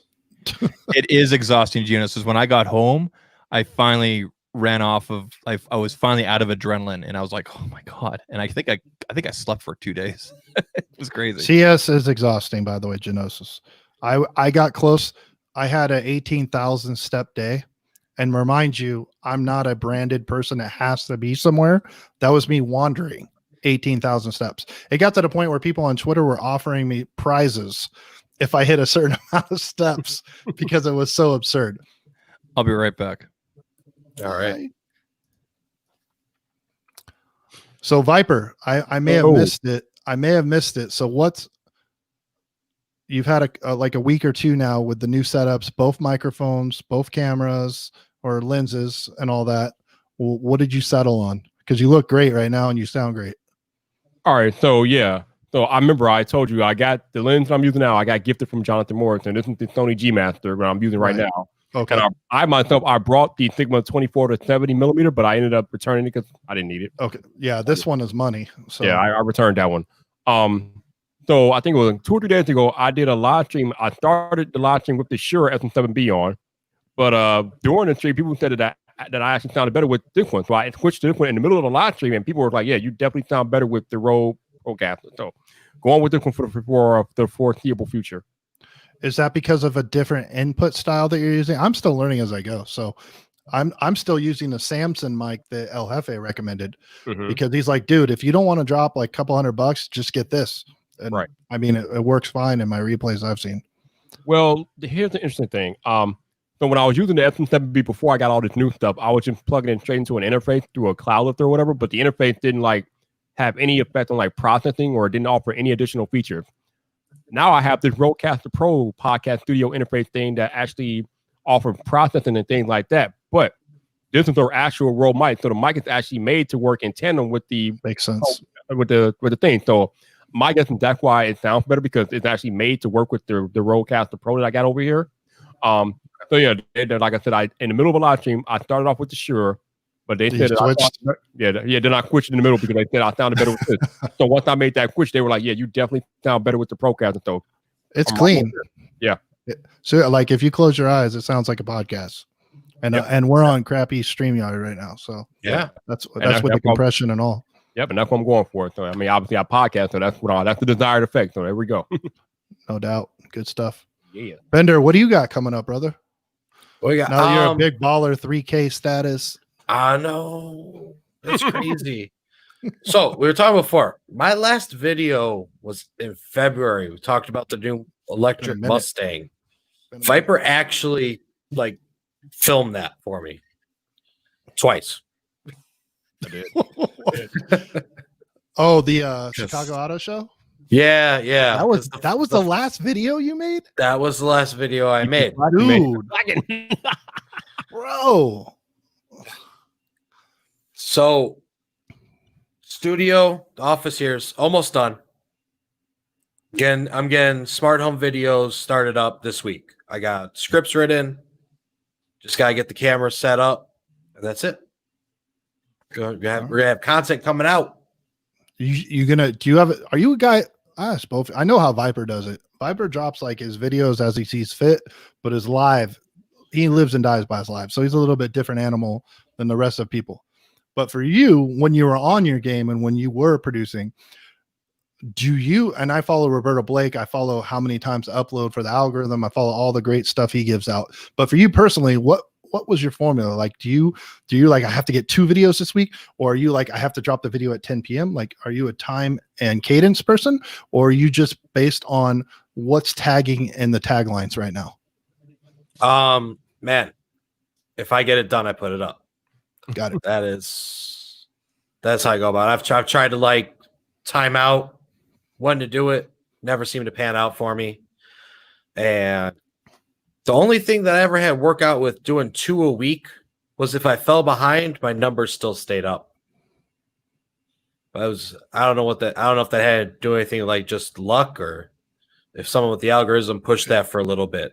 It's weird, man. I'm noticing. So there's a guy, do you know who Drew Lips is? Yes. The new creator. So yeah. I'm watching that guy and I pay attention to people. The he's successful. So he's likable. But he's following, he's throwing up like 4 or 5 videos a week sometimes, but it's working. He's already caught me in subs. Like the dude is putting in work. So sometimes I look at that and I'm wondering, is it volume or is it the fact he's doing a better, because to get somebody to click on your video is thumbnail and tags.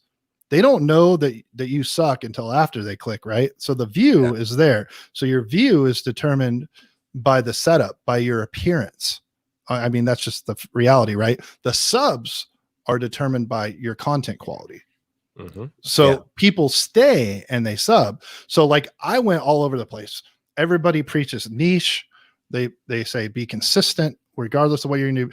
And what did I do? I said, I'm going to make 50 random ass videos. Well, my subs suffer because I'm still in that experimentation stage. I have my niche that I have set up. But you look at dudes like Drew, he's on the right path. But sometimes I wonder, it's easy to get views, not if you're small, but I'm saying as far as the tags and the thumbnail is really the game. Subs is the game of content quality. Now, you said tags, you probably meant title, because tags have very little to do with views that you get on YouTube. I'm sorry? For search. You said tag. Yeah, for search. Well, yeah, 97% of my views come from search. right. But that has to do with your title more than your tag, though. Okay, that's good to know. So I spend so much time obsessively over my tags because first, I admit production quality isn't there, and I'm all over the place. I'm making a car video this week. I'm at CES video here. You know what I mean? I'm all over it because it's fun. It's kind of hard to compare yourself directly to somebody else because we all have different variables at work. Correct. So what's working for you or what's working for them might not necessarily work for you. So I mean, it kind of doesn't do you justice to directly compare yourself to someone else because, like I said, there are different variables at work. They might be doing more focused content. They might be targeting a different audience than you're targeting. So it's like too many variables to like do a direct comparison and have it like actually mean anything. I get that as far as like, I don't feel like, hey, that guy's doing as good as me, but his content's different. I don't do that. But what I do, I said do. What I will do is look at what's working for others that are new. So when I see someone hit the scene and they're new, you look at things. We're human beings. So is it a female that's attractive? Is it a good looking male? Is it a guy that sounds like, he has like a great charisma and personality? Is it someone that's exciting like Viper? Like you have to have almost a thing. If you don't have a thing, if you're just a dude like me that knows stuff, how do you get that retention? So I'm in the process of trying to learn that from others. And a lot of it is consistency. So yeah, that's part of it. But as far as retention goes, and I'm guessing when you say retention, you mean getting people to watch your video for the most amount of time as possible. What I noticed, I've been doing the last couple of videos I put out is I've been trying to structure my videos in such a way that they tell a story. And I think that's the best way to get retention. Now, it's kind of weird saying that because we do text content. So it's like, all right, you just throw the specs out there, this and that and the other. But even in doing that, there's a way to do it in such a way that it's structured to where people will want to follow along and you hold their attention. Before I started restructuring these videos to be more story-like, my average retention was probably around 30 to 35%. Now it's between 40 and 50% since I started restructuring your videos. So there is definitely an art to the way you structure your video to grab the most retention possible. No, for sure. And I see Janos is there. Edwards and Prosser. Prosser's very talented, by the way. Comedy is probably the hardest route to go. To make people laugh is one of the most difficult things. And I followed John forever. And that is a hard road to go for sure. I was just thinking about it, speaking of which, so in the same week, my work shoes and my slippers, both like just shredded to bits. Like the soles wore out, there's holes. I can't even wear them in the rain no more. Have you guys given up yet? Because Crocs are amazing. Yes, they are. Like I got my first pair and they're so comfy and great. Like I gotta ask, do you wear socks with them though? Like Russian style? These are my slippers, so I don't wear socks. The work ones, you have to wear socks. Like at work. You can't. What did I just walk into? I gave up. I gave up, Zach. Feet. Okay. Crocs are love. I bought Crocs. I don't really, I have them somewhere, but yeah, Crocs are nice. I feel like Crocs are probably big in Canada, right, Zach? My wife has like 4 pairs. Yeah. Boom. Nailed it. I've never liked them. So how did I get my move goal sitting down? The standing thing is never correct. That's a joke. You get it no matter what. But I thought I got the move goal, Zach. Not the standing goal. The move goal. Are you swiveling in the chair? I am. Yeah. That'll do it. Any type you of throw enough weight. I gotta get your back into it. I gotta go back to like 2007 and get like one of those Hawaii chairs. Those are fun. I gotta get one of those. So I heard Mike asking questions about growth and comedy and what I guess YouTube and everything, right? Yep. I take advantage of my opportunities. Yeah. We're talking about how to build a channel and things like that. Yeah. I don't know if there's any. It's so confusing because I don't know if there's any blueprint. It all depends on niche and because I've watched plenty of videos where visually, like everything, the camera work and the music, and it's so beautiful. But then the person talking, it's just like you put me into a coma, or like they have like it's like watching a potato. There's nothing there. And then other times, it could be the worst production value, this and that, but it's just like, this guy's really engaging. right? And so there's someone in my new niche, and I'm not gonna say who it is because I don't want to publicly insult the guy. This man has the greatest information about smart home automation ever. mm-hmm. But he talks to you like this the whole time. And when he's excited, you can't even tell. I got a fix for that. I watch all of Michael Pepper's video in 1.5 times. You're killing I his told watch him time. that. You're There's killing his dudes watch that are like super cerebral like that, and you just gotta. Michael catch Pepper, them by the up. way, I was not talking about you at all. No, I know you weren't. That's what I did. So I think you'll find if you look back at your content a year from now, it's completely different. So if you look back at Oh yeah, Viper's first couple of videos, Yes. not only do they look completely different, the energy is different, and even the energy level from now to even 6 months ago with Viper is different. So you can't stay stagnant. You have to constantly evolve, and as you make videos, as you make content, and you niche down, you'll find that vibe, and you'll find the kind of people to cater towards. But if you constantly are doing the same thing, like the same sort of presentation and this and that, without changing things up, camera angles, whatever it may be, that's when I think you lose people's attention, and you kind of lose. here's my second video. What the hell is that? Whoa. I don't even look. You look like Chum Lee right there, bro. Like who is that? Yeah, that was. Fred Durst. Wow. That's like a completely You know how different. many comments are on the When video was that say I that? look like Fred Durst? When was this? It's the red hat, dude. Yeah, it was. Wait. Oh no, that's You don't channel. even look like yourself. But you look happy. Hey, look excited. Are you He's building a still beer like- bong in this video? Yes, Still- that's why I was so happy. He stole Viper's couch. Look at the couch. Looks Compare like the college couches. to me. I just got rid of that couch like 6 months ago. Is this Breaking Bad or what is this? Viper likes couches. Don't hate. You could take selfies while drinking beer, Viper. That's what that was. I still have it. I just don't have a. Whatever. I still have it. I just don't have a phone that fits it anymore. Whatever frat you're advertising in this video, I want to join. Viper needs a couch sponsor. Viper, get a couch. Wow. Taking selfies while drinking beer. That's Who's that guy? Hey, Jeff. What's up, bro? That's me, Jeff, man. That's me. Dude, Is that a New bring York? this guy to Vegas. Oh no, that's a Bulls hat, right? Yeah. That's probably a bull chat. Yeah. how long ago? Oh, this in 2017. Okay. How long ago was this? That's not that long ago. Oh, Lots happened in 3 years. Yeah. I also had hair. That was. Oh, You that's wouldn't know what it that from is. I mean, you got the full Hutterite thing going on there. what is this? What is going on here? I would have subbed for sure. I picked. Is this on this channel? Is this from this channel? Wow. Yeah, that's on this gosh. channel. It's my second Wow. video.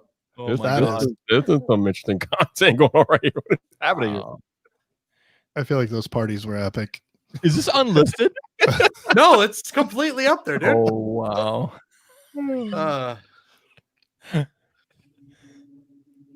So like this is where I was 2,998 subs ago.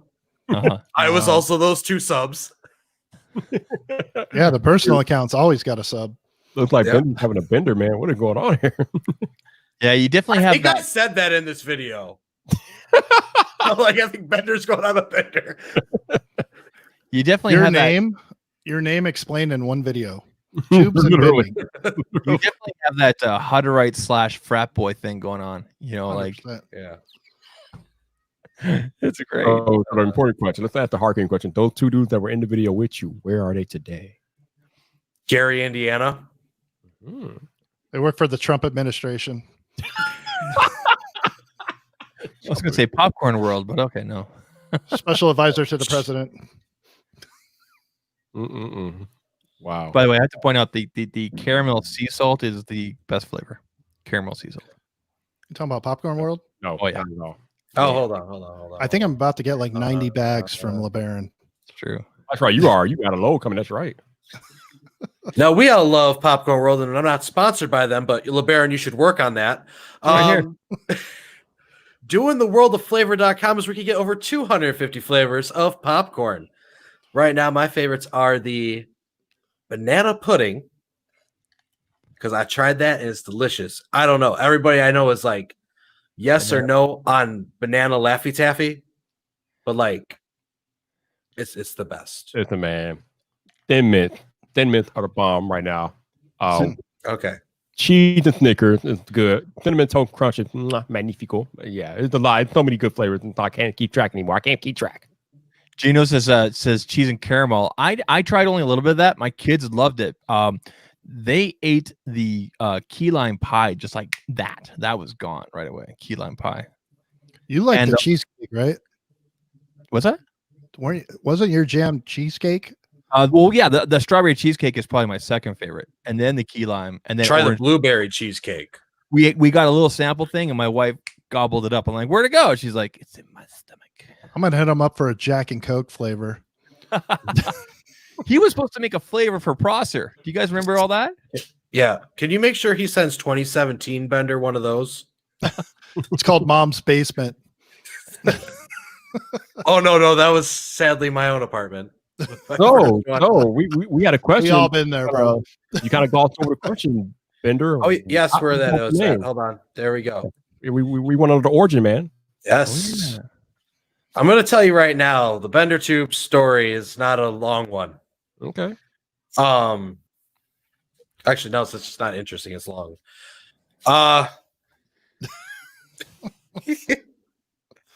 Sorry. You can bear it. So no. So I have 2 turtles right now. Soon to be 1 because I'm unexpected turn. It ties in. Okay, hold on. All right, so I have 2 turtles. It's soon to be 1 because we're giving one away to someone. But the one's his name is Bender, and he's named Bender because the episode of Futurama where they go to the Galapagos Islands and the turtle's on his back, and then Bender's on his back, and they both can't get up.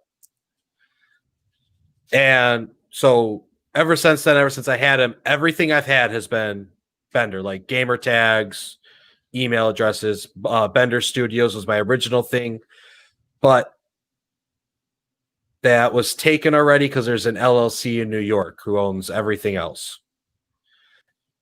So I went with Bender 2. And I made sure I got everything for that. No one could take it from me. Mm-hmm. Okay, I see. So like I said, it's long and not too interesting. But well, my original thought was Futurama, so I'm glad you at least validated that assumption. Yes. And now I've given Fox plenty of fuel when they eventually want to sue me. Strike. So since we're on names tonight, Mike number 2, how did you come up with Tech 702?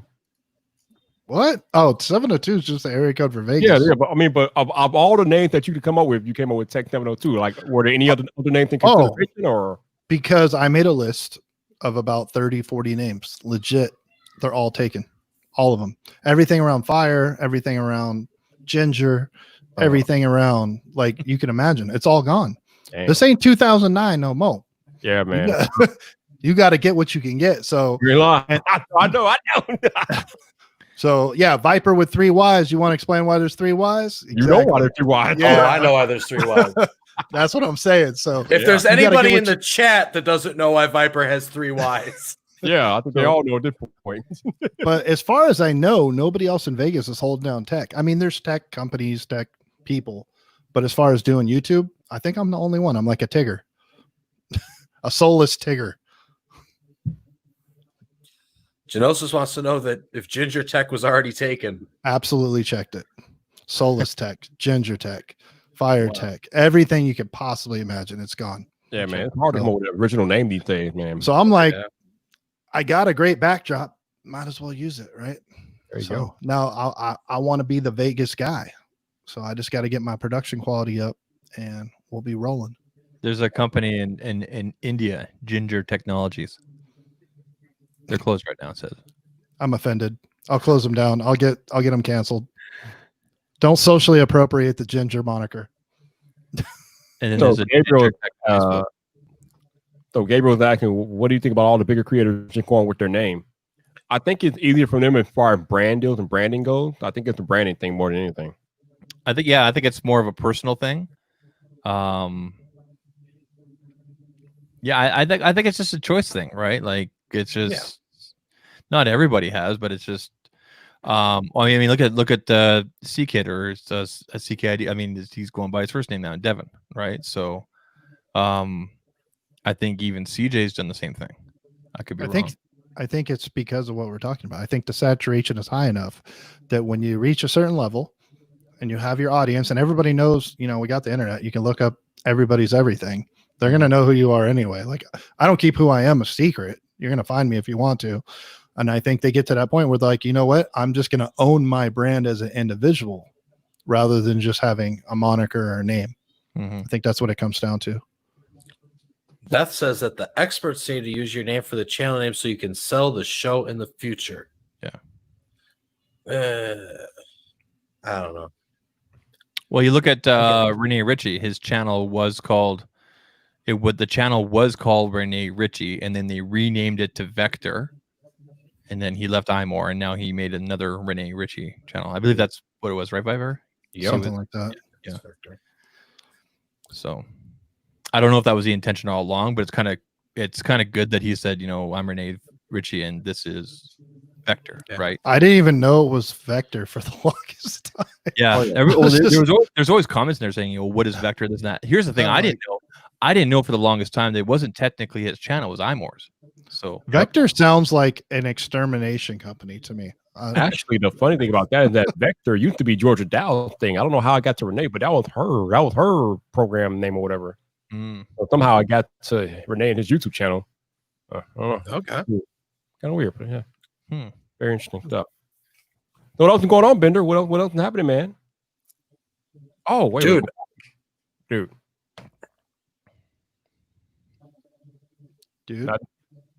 What's Bob say? Sweet. No, listen. Man, they're honestly right now. I got nothing going on, man. I just like I'm just trying to chill, like and mellow with you guys because it was like the worst 2 days of work ever, and now I don't have to be there for a week, so I just want to forget about that place. All right, cool. All right, Tech Level 2. Back to you. PF5, you getting one? For sure. There you go. I buy all. I'm a gamer, bro. So NBA 2K is my go-to console game. I know it sounds funny, but I like games that save progress. So I'm an OG with World of Warcraft. I get crap about that because I've been playing it forever. But that's my main PC game. My console games are sports games because the reason I like Call of Duty, it's fun, it's cool. But respawning over and over again and getting nowhere means nothing to me. I want to get gear, I want to get accolades, and I want every time I do that in the limited time I have to count next time. So I want to carry my achievements with me. Have you looked at the arcade 1-up NBA game? Have you looked at getting that? I've seen the 1-ups, yeah. I have not looked at purchasing one, but I am aware of them. They're pretty awesome. I'm in a townhouse right now, so like literally behind me, I'm in my guest room. I only have a 3-bedroom right now, and so the guest room is like Only. Yeah, you can small. Well, no, I want to buy. It's Vegas, so like we got room. So I'm expecting I'm hoping. Well, this sounds wrong because then I sound like I'm saying I hope the economy does bad. I'm hoping the home values go down toward the end of the year so I can buy something bigger than I ordinarily would get, and then make a dedicated studio man cave. So yeah, NBA Jam. This looks legit. I mean, you can do 4 players just like the Teenage Mutant Ninja Turtles. That's a Genesis game? No, this is an arcade 1-up. This is dude, they had a whole display. That stuff is legit. Yeah, it's pretty awesome. Yeah, look at there's a controller there. Can I make that bigger? Yeah, I can a little bit. Me and Zach and GameSki and LFA and everybody, we spent some time there. I took a picture of you guys because they had that huge one there. Remember the gigantic one there? They had a 15-foot tall NBA Jam. Yeah, it's crazy. Yeah, it was pretty dope. That looks cool though. Yeah, it does. Man, I'm gonna be honest. The last NBA game I was any good at was like NBA Live 2000. Well, it's because NBA 2K is the game now. Like, I would buy an NBA Jam arcade game because that's from when I was in like high school, right? So it's like you have the nostalgia. That's what the arcades are for. No 20-year-old's going to go out and buy an arcade. I can't imagine it. They look at it like, we looked at our dad's whatever collection. So it's for us that are like 35 plus, and we want to have some nostalgia. Mm-hmm. If I want any nostalgia, I'll just go in the closet behind me. I still got my PlayStation, my Genesis, all that. So, Mr. 702, are you a Xbox guy or PlayStation guy, or do you just not care, or what's up? Historically, PlayStation. I actually bought the new series. What is it? Series X, whatever the hottest, the top of the line current Xbox. I bought that like 2 months ago, only because my daughter. There's more kid-friendly games on the Xbox than the PlayStation. I like PlayStation number one, and it's going to sound funny, besides the fact that it has game exclusives like MLB The Show, which is like one of my go-to games, which Xbox doesn't even have, is the fact it has rechargeable controllers built in. Mm-hmm. Xbox controllers are terrible, man. Like they're big, and the fact you have to either use a rechargeable battery or use a solution for that's annoying to me. Never had a problem putting my PlayStation controllers on there. Then you're going to hate the new PlayStation because they look a lot chunkier than the PlayStation. It can't be worse than Xbox, but I bought it for my daughter initially because she wants Paw Patrol, and there's a awesome. If anybody's got kids, check this out, especially with quarantines and everything. There's a Disneyland game for Xbox. It's like $19. It's got like 3,000 hours of possible game time, and it takes a tour of the entire Disneyland park, and the kids complete missions for that Disneyland, and they get to see it like section by. It's pretty awesome. That was one of those Connect enabled games, right? I think it is, but I just give her the regular controller, and it's awesome. Now, the reason I'm interested in the new Xbox is I'm a huge aviation geek also on the side. So I do flight sims. I've done flight sims since Flight Sim 4 and like 93. I do FSX. I have thousands of dollars and yokes and rudders and stuff like that. The new flight sim looks pretty awesome. And supposedly the rumor is it's going to be available on the new gen Xbox. If that is the case, I will buy one. If not, I will not. So I guess that kind of begs my next question. Have you ever thought about getting your pilot's license? Oh yeah. I actually went to ground school in the 90s. I started flying when I was 13. And my neighbor was a retired electrician who had a Cessna 120 tail dragger out of Corona Airport here in California. And that's what actually caused my love of aviation. We didn't have any money, so I would go to the airport with him and wash guys' planes at 13, 14 to get a ride. So back in those days, it was like, that wasn't a big deal. We didn't have the liability issues in the early 90s that we do now, where people be like, you're going to sue me, kid, if I take you up in my plane. So yeah, it's cool stuff. I thought about it. I've been in the I did 4 years in the Air Force. I work around aircraft 90% of the time in my current job. So I see all kinds of planes, and it's a cool thing, but it's just expensive and impractical for my situation right now to be a pilot. Okay. All right. Bender, I'm being paged by my wife to help put the kiddos away. So all right. Put him away.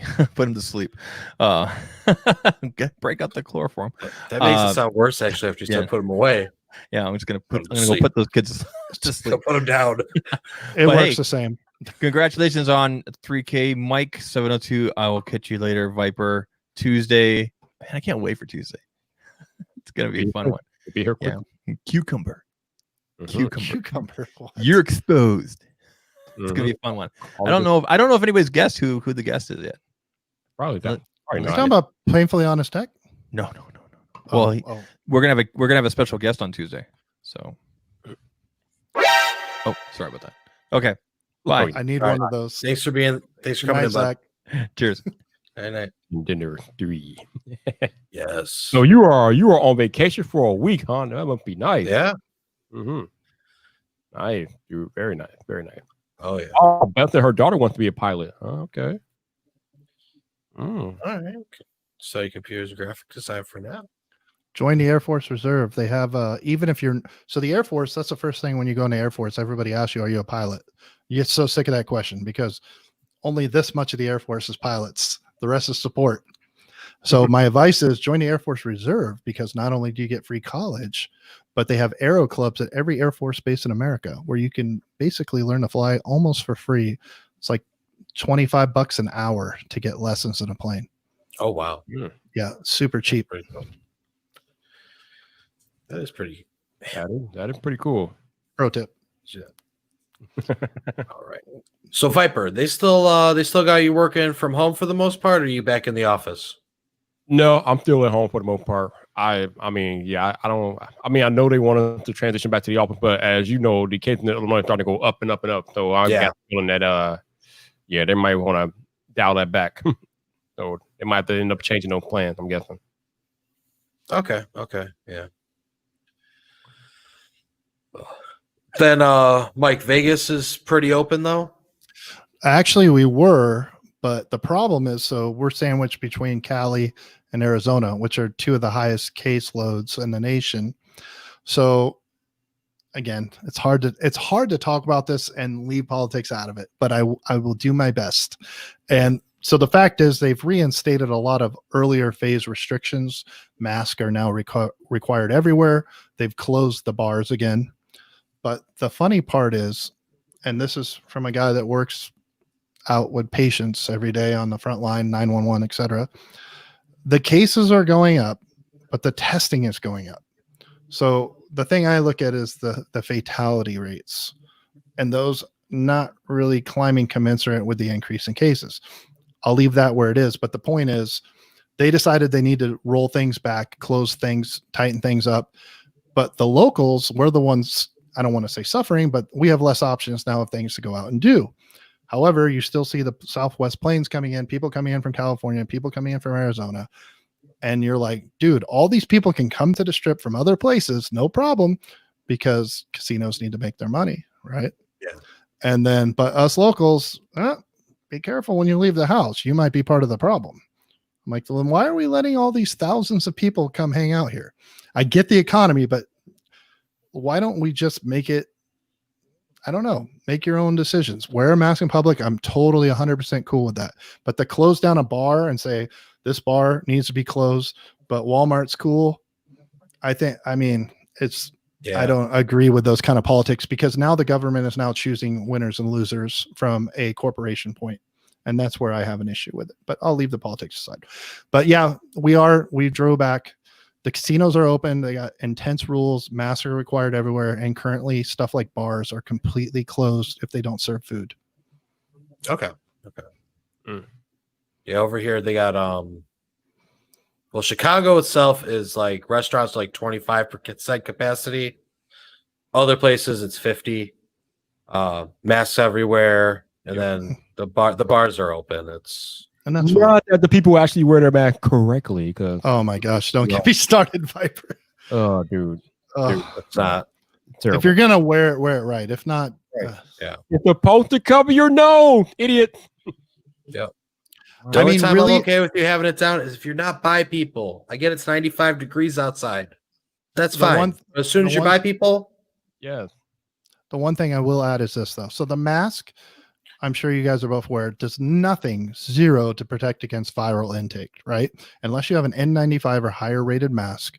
If you are just using a cloth mask or even surgical masks, which are meant to protect the people around you, you're not really protecting yourself. Now, what it's come down to in the studies is if I spit or I speak next to you and those particulates get out, then you can breathe those in. That's the whole point of wearing masks, is to prevent the projection of your spit, of your breath going unto others, right? Right. So when you leave your nose out, I mean, how much projection comes out of the nose? It's still better than nothing by covering the mouth.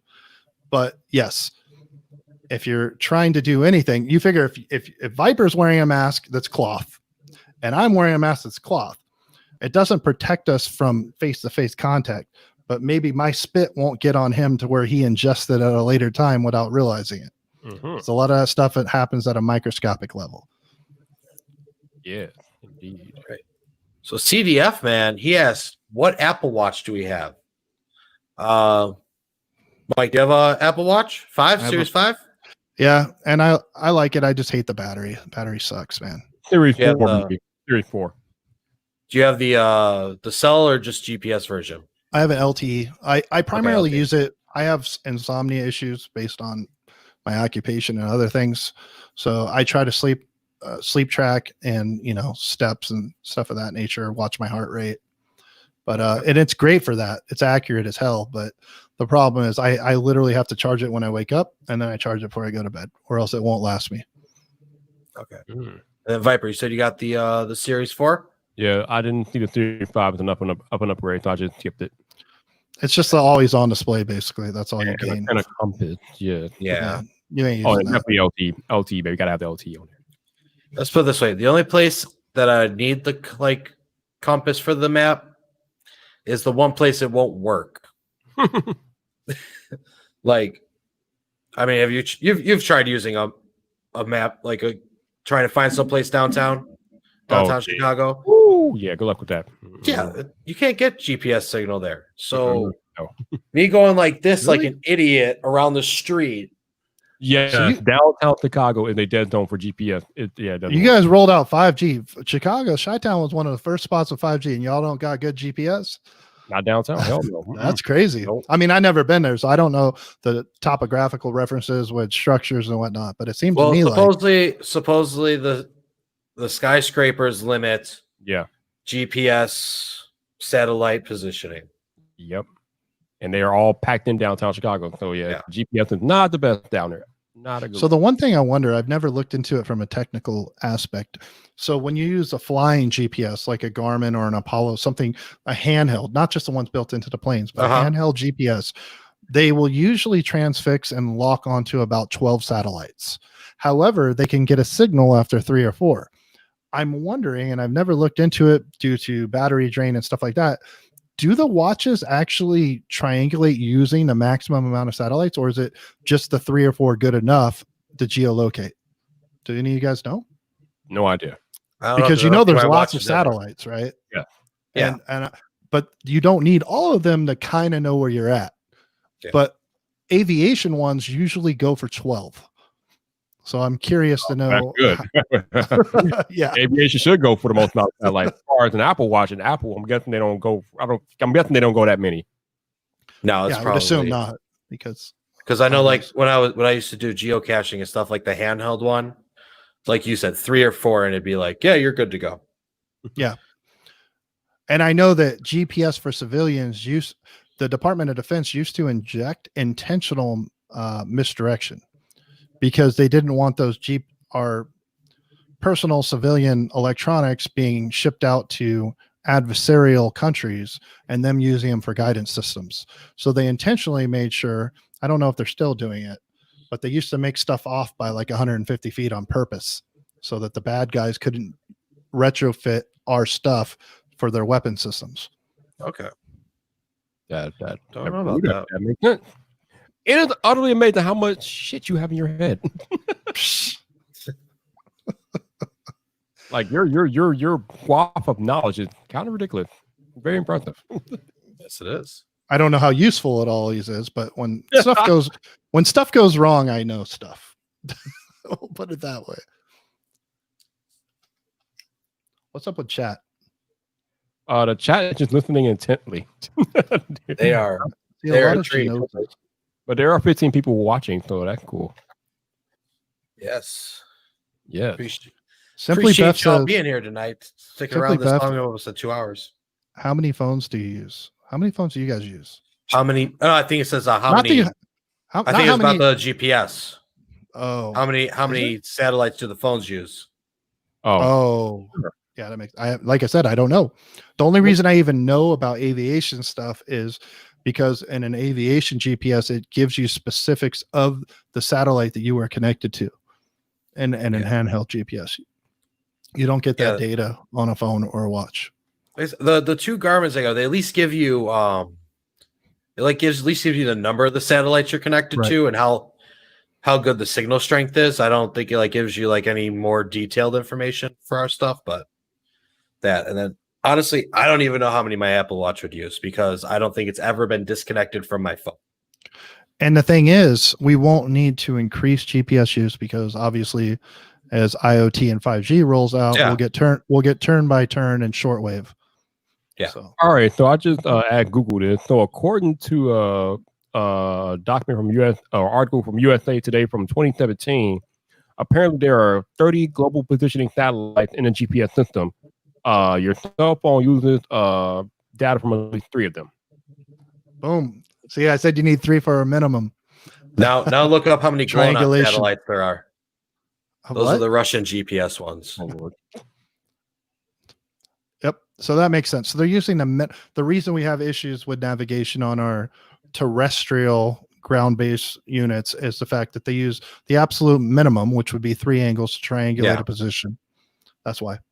Oh, battery power is between 9 and 12 at any moment. Huh? Okay. I mean, like there's 30. I guess there's 30. at Chris, least in the system. Chris, is that for phones? Do you know that, or are you just saying in general?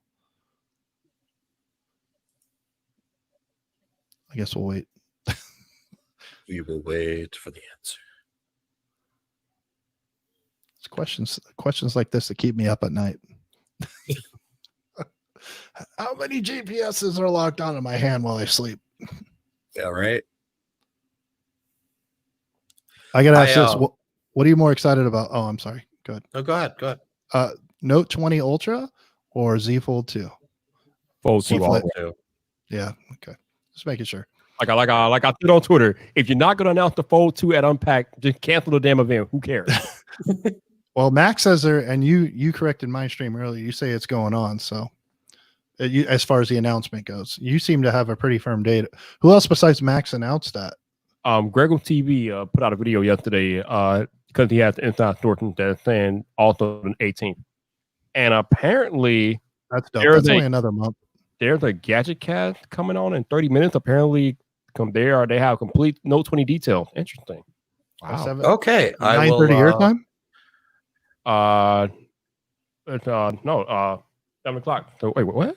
Hold on. What's going on? Hold on. What? Wait, 7 o'clock. Yeah. 7 o'clock my time. Yeah, so 9:30 on my time. You're right. Yep. Okay. See, I'm on the Pacific like Travis. We will wrap up before then, so we don't miss that. Wait. Sure. Never mind. This is Wait, what? That's weird. Oh, you know what? YouTube being dumb. This is the earlier podcast. Never mind. Oh, yeah. I'm like looking at it right now. I'm like, that was 3 hours ago, Viper. Yeah. You know what? I just okay. Yeah. Don't mind me. Never mind. I'm being dumb. I didn't pay attention. Okay, Yep. but Gabriel Black says that China's implementing expanding. China's doing all kinds of stuff. Doesn't concern me. I don't trust them. China, get down with your bad self. well, I know because I know Russia has the GLONASS satellites, which a lot of handheld GPS use now too. Like, in case you don't have a clear signal of our GPS, you can use a mixture.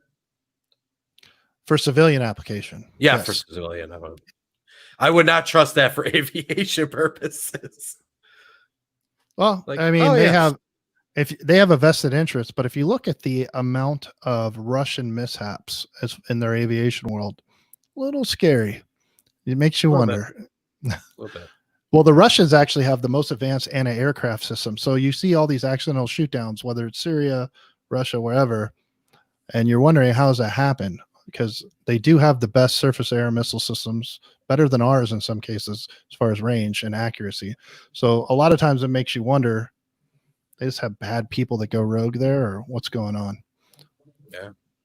So Michael said for his drone, they recommend 8 satellites, but he usually has 12 to 18 connected before he takes off. Wow. Well, that's But again, like I said, for aviation, you want the maximum amount of satellites possible. yeah. You Yeah, don't well, wanna- Pepper wears a life vest when he flies his drone too. So it's all like Wait, you don't have to do that? so. he has a flagger. The flagger. So, Mr. 702, who's your favorite YouTuber? Oh man, that's a loaded question. I don't think I have a favorite. You know what's funny? I had favorites until I started making YouTube videos. Oh, So now there's no more favorites. It's just different levels. Because once you're in the game, and I'm not that I'm on any level of the game that's relevant, but once you realize what goes into making a video, they say never meet your heroes, right? And so you realize who is regurgitating stuff. You realize who is playing to an algorithm. You realize who is not putting effort versus, and they might be the most entertaining person in the world, but you realize either their team's carrying them or they're just getting by on past success or whatever. And I'm not trying to crap on it. I'm just saying sometimes some of the people I held in high regard are no longer held so. And to me, while I may enjoy like Marcus Brownlee, right? Utmost respect, best quality in the world. And I'm not even talking about knocking him down a peg, but my example is that's basically a professional at this point. That's as far as production. He could have a TV show. He could have a Netflix channel with the quality and the money invested in his brand. So my respect and favorite is not necessarily who's the best anymore, who puts out the best quality. I respect hustle. I respect work. And so for me, a lot of my favorite are actually the 5 to 100,000 sub guys, because those are the guys that are fighting, right? It's kind of like the NFL draft. Hey, thanks for the super chat, Next Level Tech. Appreciate it. Thank you for joining us. Sorry, Mike, go ahead. No, it's cool. It's kind of like the NFL or the NBA or any professional sport, right? Who's going to go out there and make the hardest hits? The guy that's already got his roster spot or the guy fighting for it, right? It's the same thing in YouTube. People that are cruising, they've earned it. So it's not to take away from it, but you can see when people are coasting. Like, I'll give you one example of somebody that I think is amazing, John Rettinger. And he left Techno Buffalo, and they had good stuff already. He went on his own. But if you look at what John's done over the last year, he's taken it to the next level. He already had money. He, as far as production quality, he had people to work on his team. But he still didn't just rest. He could have cruise controlled it. He doesn't. His stuff is looking like Apple TV ready in some cases. When he does those throwback videos and he gives a little bit of history, like I could see John Rettinger in 20 years with a pipe and a bathrobe sitting by the fire, right? And he's like, let me tell you a story. And go that kind of stuff. John is still evolving, even though he's already successful. That is mad respect. So people that are hustling, people that are constantly improving have my most respect. It's not even about enjoying content anymore. And when you make YouTube, you find yourself following your friends and supporting people. You don't even got time to watch YouTube anymore. I'm busy supporting people. If I'm not making stuff, I'm out here helping my friends. And that's about all I got time for. It's funny that you said that. Like you said, just the way you said it, because I feel the same way. When you become a creator, you have so much of a different perspective about who you like and trust as far as who your favorite creators are or were before you become a creator. Like, because like you said, we understand how much effort goes into making these videos in a certain way that we feel like they should be made. So when you got other creators out there that are not doing things the right way, you kind of pause like, oh, what are you doing? So I feel you. And then there's the whole drama aspect of it. Oh yeah, but we don't play that stuff. But yeah, we don't go around. That's an interesting list PDF man guy has there. So you love Jenna, but just things that low on your list. Wow, that's interesting. Okay. Notice I'm not on that list. Stand. It wasn't a super chat. Yeah, just say, yeah. But just point I out, want to see him super chat and not put you on the list. That would be awesome. Oh. Wow. Pay you, well, not. Listen here. Prop.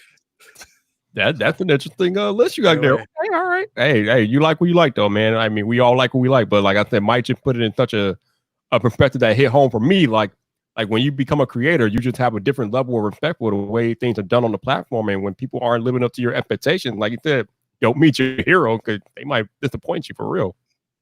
Well, Genosis, that's a fact. Genosis. You don't need to be a creator to see those kinds of things.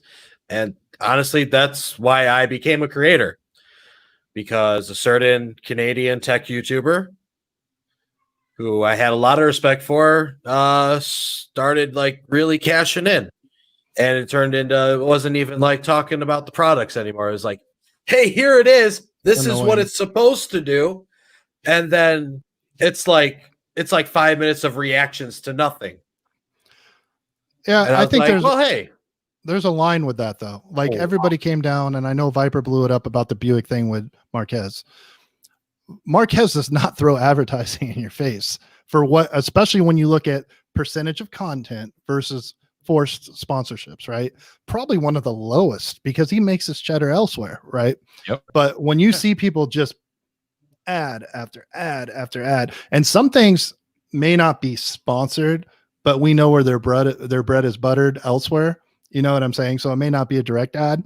So when you get in the mix and you watch it, you go, oh God, I can't even watch it. I'm just, and they might be a really good video maker, but sometimes people sell out. It happens. Well, I'm not even referring to the sellout portion of it with that, because it wasn't the problem with me wasn't the ads. The exact example, because I did a video to kind of counter it. This person did a coat heater, a rechargeable coat heater that you put in. Now they live in Canada, and it was the winter. It's probably a good product. Do you know where they tested this coat heater? Phoenix, Arizona. No, in their nice warm warehouse. And I was like, you want to step outside, man? You want to do anything? Like, oh yeah, hey, oh, it gets hot. Oh, but then we got to be careful. Let's not become haters. So like, I think the fine line in there is just recognizing it, and rather than come out against it or talk crap or cause drama, you just, like, for me, I just ignore it. So when someone comes out with something and I disagree with the method, and I'm not just talking about ads. Some people make their livelihood. I don't intend on doing that. So I kind of have a free, reckless license to say and do what I want, because I'm not making any money. But for people, it's how they feed their family. And you have to respect that. If you've gotten to the point where you can actually feed your family from this platform, you can't hate on that, right? But it's just about, there's a way to do it the right way. Oh, we got Renee Ritchie in here. Hey, Renee. Oh, his ears must have got red. Renee just super. Oh, there's popping up. There it is.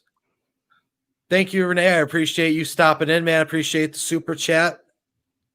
Appreciate that. And I also like that everyone caught on that I wasn't talking about Linus. No, it's funny because I just I knew what you were talking about. Really? I typed in that person in co-heater, and your video is number 3 in the search results. That's hilarious.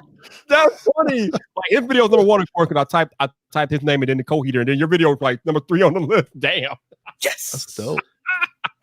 Funny. That's hilarious. Oh God, that's funny. Oh man.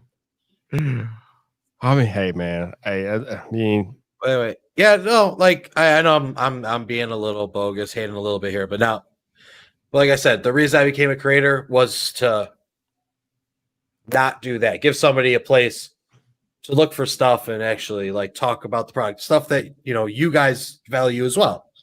It's like actually talk about a product, not being biased towards it, not looking for a handout or anything. Like actually providing value.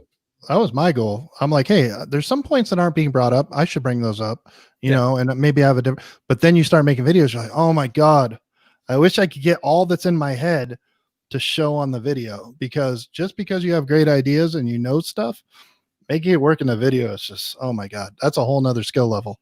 I mentioned this, I think yesterday or the day before or whatever on a live stream, but that's why if you're doing research on a product or service and you're watching videos, you should probably watch at least 3 videos, definitely more than 1. I know we all have our favorite YouTubers and things like that, but only watching 1 video while you're doing research for a product is kind of negligent, and you're not doing yourself justice, because we as creators, it is literally impossible for us to cover every aspect of a product or service. It's just, we don't have the type of time, we don't have that type of insight into covering every nook and cranny of a product. So that's why it's important to get different perspectives on whatever product or service it is that you're researching, so you can have all the information that you need to make the best decision possible. And the follow up to that is, don't look up videos on the day the embargo is up. Oh, I will not watch a video that day. You're not going to get anything out of that one. I respect the hell that everybody like put in that much work to get that done and up when that breaks. Mad respect for that. But value wise, there's not much there usually, because there's usually the value is the product with the device. The product demo is the value. You don't really listen to what they're saying. You just want to see it. It's a showcase, not a review at that point. Kind of, yeah. Ooh, man, we got some hot takes tonight, man. We got some hard takes. You know what button you got to press, Viper? I got some hard takes tonight. I'm here for it. I'm here for all of it. It's Gorilla StreamYard. Hey, he's the one that sent me the link, so you're gonna get the commentary. I'm for it. I'm okay with it. I'm here for it, man. You wouldn't be you if you didn't drop it hard. Listen, man, I don't bring just anybody on Vibe Drive, all right? There's a reason why I asked you to be on Vibe Drive. I knew what I was getting. go. There you go. So have you guys played with Twitch or anything else? I have a Twitch. I have a Twitch. I actually I follow you, but I don't think I've ever seen anything on it. Yeah, I'm funny because I have a Twitch. I actually worked to the point where I became a Twitch affiliate, but after that, I just completely stopped using the platform. I need to get back. I noticed with Twitch, you have to go multiple times per week, which for someone like you, where your entire livelihood is on YouTube, it's probably pretty difficult to do that simultaneously. But so it's almost like you got to make the commitment to one or the other. Yeah, and given the fact that most of my audience is on YouTube, I'm good on YouTube. Yeah, I have a Twitch. I set it up, and that is as far as I got. No, it's a thing, right? Like, it wasn't that I didn't want to use it. It's just I haven't started live streaming until a couple months ago, and I just basically want to reserve the name in case I ever want to use it. Yeah, no, that's a good way to be though. I should probably do it on Byte. I think Byte is out there, and I've never even been on Byte. Oh yeah, I got that too. That's right. Because Andrew put content on there for like a week. There's so much stuff out here, man. I can't keep up with all this stuff, man. Remember when that was going to ruin TikTok? Yeah, I don't know where that goes. A week and a half later, no one was talking about no more. Yeah, just like what was it? Google. What was Google Plus, or what was the thing that was going to take out Facebook? Yeah, a couple years back there. Google Plus. Yeah. Oh yeah. But you can't never take Google seriously with that stuff. They don't stick to anything long enough for. And then to try to save it, they made you to make a channel. You had to have one. Yeah. They have the thing about Google, and just so you guys, I know I told Viper, but my goal is at the end of summer to go into a Google type niche, but they go away. 3-year-old, he attacks. But basically, my goal is to do that where I go into Google at the end of the year. Hang on a sec. You're being called, buddy. You better handle that. Like your 3-year-old calling you. He wants to remember. You came up with that daddy time, man. You came up with that. Oh, no. So, Bender, you are a restaurant manager, right? I think. Yes, I am restaurant manager. Is it like a big restaurant chain, or what type of restaurant? No, single location. Oh, okay, cool. Yeah. I got to run, guys. All right, man. I got to get them some you dinner. coming on, man. No, thanks for having me. This is like I can't do a live without this kid. This kid wants to be famous, but I'm trying to keep his face off the internet for a couple more years. I feel you, man. He thinks he's Spider-Man. But I appreciate you guys. Thank you, chat. Love you all. And I'll talk to you guys later. No doubt, man. All right, have a good one, man. Take care. So what type of food do you serve at your restaurant? Angus beef burgers. Angus beef burgers. Oh okay. yeah. Oh. Interesting. So you say you're putting out some content this week since you're off, right? Oh yeah. Got them scripts written. Gonna write some more after this. So you said that you're going into home automation as far as your attempt to niche down. Like, so obviously, yeah, we got Amazon, we got Google, and those are literally the two main players in home automation. So are you covering everything, or are you gonna cover one or the other, or how are you gonna do that? So starting out for the most part, we're doing Amazon. Okay. Gonna get into Google once they start rolling out their new system in Google Home or Google Nest, whatever. Gotcha. Okay. And then the only reason this is in my house, some HomeKit automations. The only reason that I have that. And what were you pointing at? That's the HomePod back there. Oh, gee. Okay. Yeah. The only reason I own that. We're gonna get into that. Alex, listen, man. Apple is barely even in home automation. Like, I mean, the HomePod might be it, and please, that was a terrible first attempt. You can't even talk about Apple and home automation in the same thing because it literally doesn't exist, which is kind of befuddling to me because I feel like Apple has the infrastructure to get into home automation, but they have done little to nothing in the space. So hopefully that'll change over the next 4 to 5 years. But that's why they joined that consortium. Yeah, I mean, I hope so, but I mean, yeah. Because right now to be HomeKit compatible means for a lot of some products work with multiple things, but for the most part, like contact sensors and stuff, it's like this works with HomeKit or it works with everything else. Right. And that was a big problem with HomeKit at the beginning. That Apple had their like little proprietary setup, and all the companies and other brands like, you know what? No, you're not. We're not doing that. We going to support Amazon and Google, and you can kick rock. So kind of. Yeah. But yeah, the automations have been getting better. I've been keeping an eye on it. Like, especially with Siri shortcuts, the amount of things you can do. I need to get on into that more. I don't even use that at all, but supposedly gotten a lot better since they first introduced it. So I need to dig a little deeper into that. Yeah, like I got some simple ones, but like I have a Siri shortcut so I can use a switch bot to buzz me into the building if I lock myself out. Ooh, nice. Because this place has nothing, like I don't have like an intercom system or anything. It's just a doorbell buzzer. So, but yeah, like switch bot on there, it holds it down, and I can get in if I need to. Yeah, Alex, that's my big problem with Siri shortcuts, and that they're way too complex compared to everything else that you do on Apple. I mean, usually with Apple, most of their features are automated, so Apple does everything for you mostly in the background. But with Siri shortcuts, you have to go in there and configure the automations yourself. And I'm like, I ain't got time for all that. I know they work, and I know once you do that, they work pretty well. But the fact that I got to take time out of my schedule to go in there and automate or go in there to configure the shortcuts to work. I mean, I guess, I don't know. I mean, I'm not saying that I can't do it. It's just that's just time that I'm normally not accustomed to having to spend as an Apple user. But eventually I need to go in there and figure it out because I know those are getting a pretty big update as far as iOS 14. So I'm about to go in there and work on that.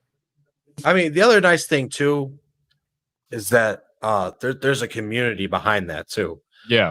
So chances are for like a lot of stuff, a lot of things like you might want to, or you even think you could do. If you just look at like a group or something, there's a list of they have a list of just routines you could do. And I didn't even think about that. I could add it in. I have iOS developers and shortcut developers that actually follow me on Twitter, so I'm pretty sure I can go out, reach out for help if I need it. But yeah, it's just like and they most likely have a directory already. Probably on their profile is a link to their directory for it, and you could just see all the stuff they've done and just copy that in. Probably. Like I gotta look into that. CDF man said, if this then that is trash. I mean, I never really used it, but I heard nothing but good things about it normally, so I don't know. If this then that is hit or miss. Okay. That's the problem with it. If you want something to happen right away, like if you want to press a light switch and it turn on a light right away, that's the wrong way to go. If you want it to work consistently every time, that's the wrong way to go. If it's something that like can have a slight delay, like a minute or two, maybe 5 minutes at most, then that's fine. Like say you're leaving your house or something, you want it to activate something. If this, then that's fine then. Because most likely you're probably going to want to be 5 minutes away. You don't want to just walk away and then everything like all the lights turn off and the alarm turns on and it turns out you got to walk back in. Or like you took out the trash, you don't want your alarm to activate. But yeah, it's Alex, that guy actually Matthew Castaneri, he actually followed me on Twitter, and I know Renee just did a video with him not too long ago. So I know he's a big actually he used to work on the team that developed shortcuts. He used to work on the workflow team. Yeah. So he's big in the shortcuts, and like I said, once I get into it, if I know if I need help, I can reach out to any number amount of people that will help me out with it. It's just that I don't know. I'm just like I'm so used to having all my things just automated and already done for me. I just don't really dig into it, but I'll dig into it. Because I probably need to make some videos about shortcuts. So I need to dig into that and do that. Definitely. Yeah, you do need to make a video on shortcuts. Yeah. I would honestly, I know you probably don't want this, but I'm going to give it anyway. You should make like 5 simple ass shortcuts and do a video. Just like 5 useful Siri shortcuts.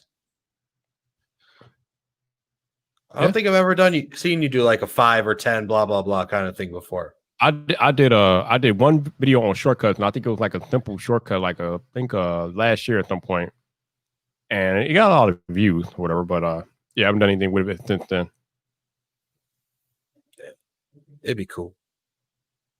And then later, after I get all this down, I can collab with you, throw you some more complicated crap. I see. Genesis is like looking at web code. Some of it is, honestly. Like CDF man says, I still got the words of Viper shortcut. That's funny. That's great, man. That's great. Man. now I remember that video. What video? Your shortcut video. Oh, yeah. I got a lot of dislikes. I think I did like the most simple, basic shortcut. People were pissed on. I don't know, whatever. Yeah, whatever. You don't need them. Foolish mortal. But yeah, so for the rest of the year, I'll get in a couple of weeks. We got Samsung Unpack, and then obviously the iPhone keynote is in September. At some point, the Google 4A is coming. Team Pixel did send out the email the other day to all the Team Pixel members. So I'm guessing that the 4A is coming shortly. I don't know when though. That means I'm not Team Pixel this year either. Okay. You'll get there, man. Just keep doing your thing. Let's see. Besides Samsung and Apple and Google doing things, well, OnePlus is Tuesday. Oh yeah, OnePlus Nord is Tuesday. Yeah. Even though the Nord's not even being released in the U.S. supposedly, or even North America for that much, I don't think so. I don't know where is that being released anyway. I don't know where that being released at. Then you got Xbox and PlayStation, which will be launching sometime, I guess around November. I'm guessing. Yeah, beginning of November. It'll be like the first or second week because they got to be before Black Friday. Yeah. And they got to be, they got to do that. They got to put those out right before the holiday season. They want to maximize their potential selling. Although this holiday season is going to be unlike any we've ever had before, given the fact that the pandemic is still happening and things. I don't know. Like, man, I really hope like kids like bags of chips and candy because that's probably all their parents can get them for Christmas this year. I mean, you joke, but I mean, that's some serious stuff, man. I'm being half serious. I am. It's gonna be a rough Christmas. Like, it is, yeah. And a lot of people that want these consoles aren't going to be able to get them because I think once these pre-orders go up, these consoles are going to be sold out in minutes. Oh yeah, It's not going to take long. They're going to be sold out in minutes. That's why I want Sony to stop playing games and let me know so I can be ready to rock and roll because I got tired of be playing with Sony. No, let me know. The other thing I've been thinking about the last couple of days too, with everything happening, those consoles are going to be like low in production. Well, unless you believe Sony, who supposedly doubled production of the PS5 because it's in such high demand. But we'll see what happens when that goes on pre-order. But yeah. Well, yeah, it's really easy to double production when you haven't been doing it for 3 months. Like, yeah, I would say there's gonna be high demand and low product. Yeah, I agree with you. And so I feel like they're probably trying to drag it out a little bit to see like what kind of numbers they can pull out there.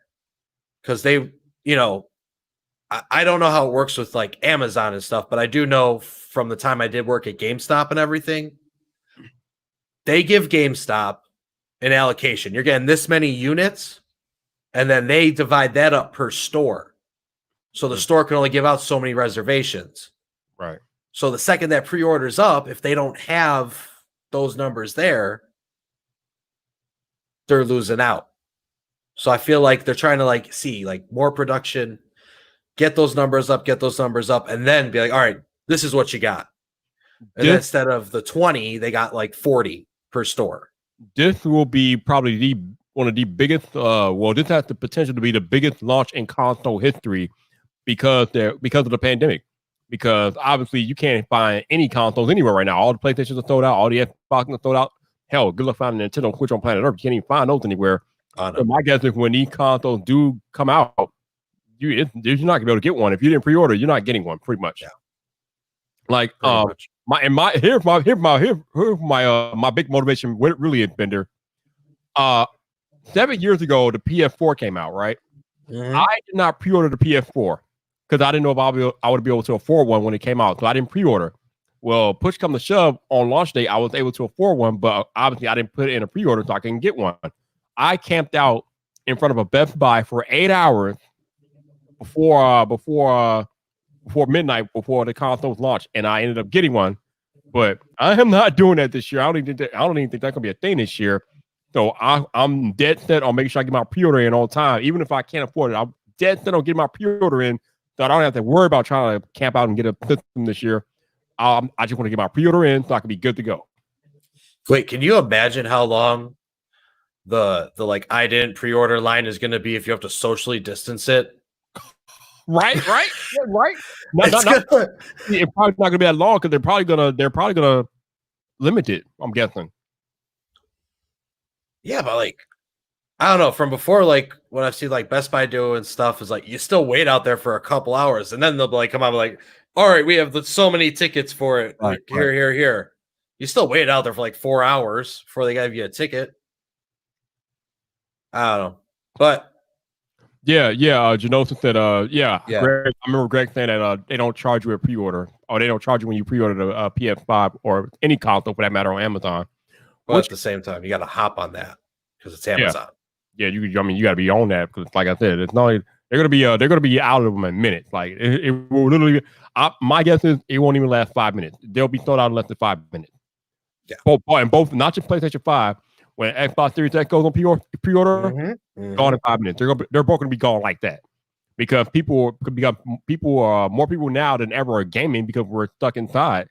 And even when we're on the other side of the pandemic, we're still gonna be stuck inside per se because it's just not gonna go back to normal. So these consoles are gonna sell like hotcakes, and pre-orders are gonna go really, really quick. So it's gonna be interesting, man. It's gonna be like kind of trying to. It's gonna be kind of like trying to pre-order an iPhone, getting refresh all the time, refresh. On the console, man. It could be crazy, Bender. It could be nuts, man. Oh yeah. All right. Follow-up question to you. Mm-hmm.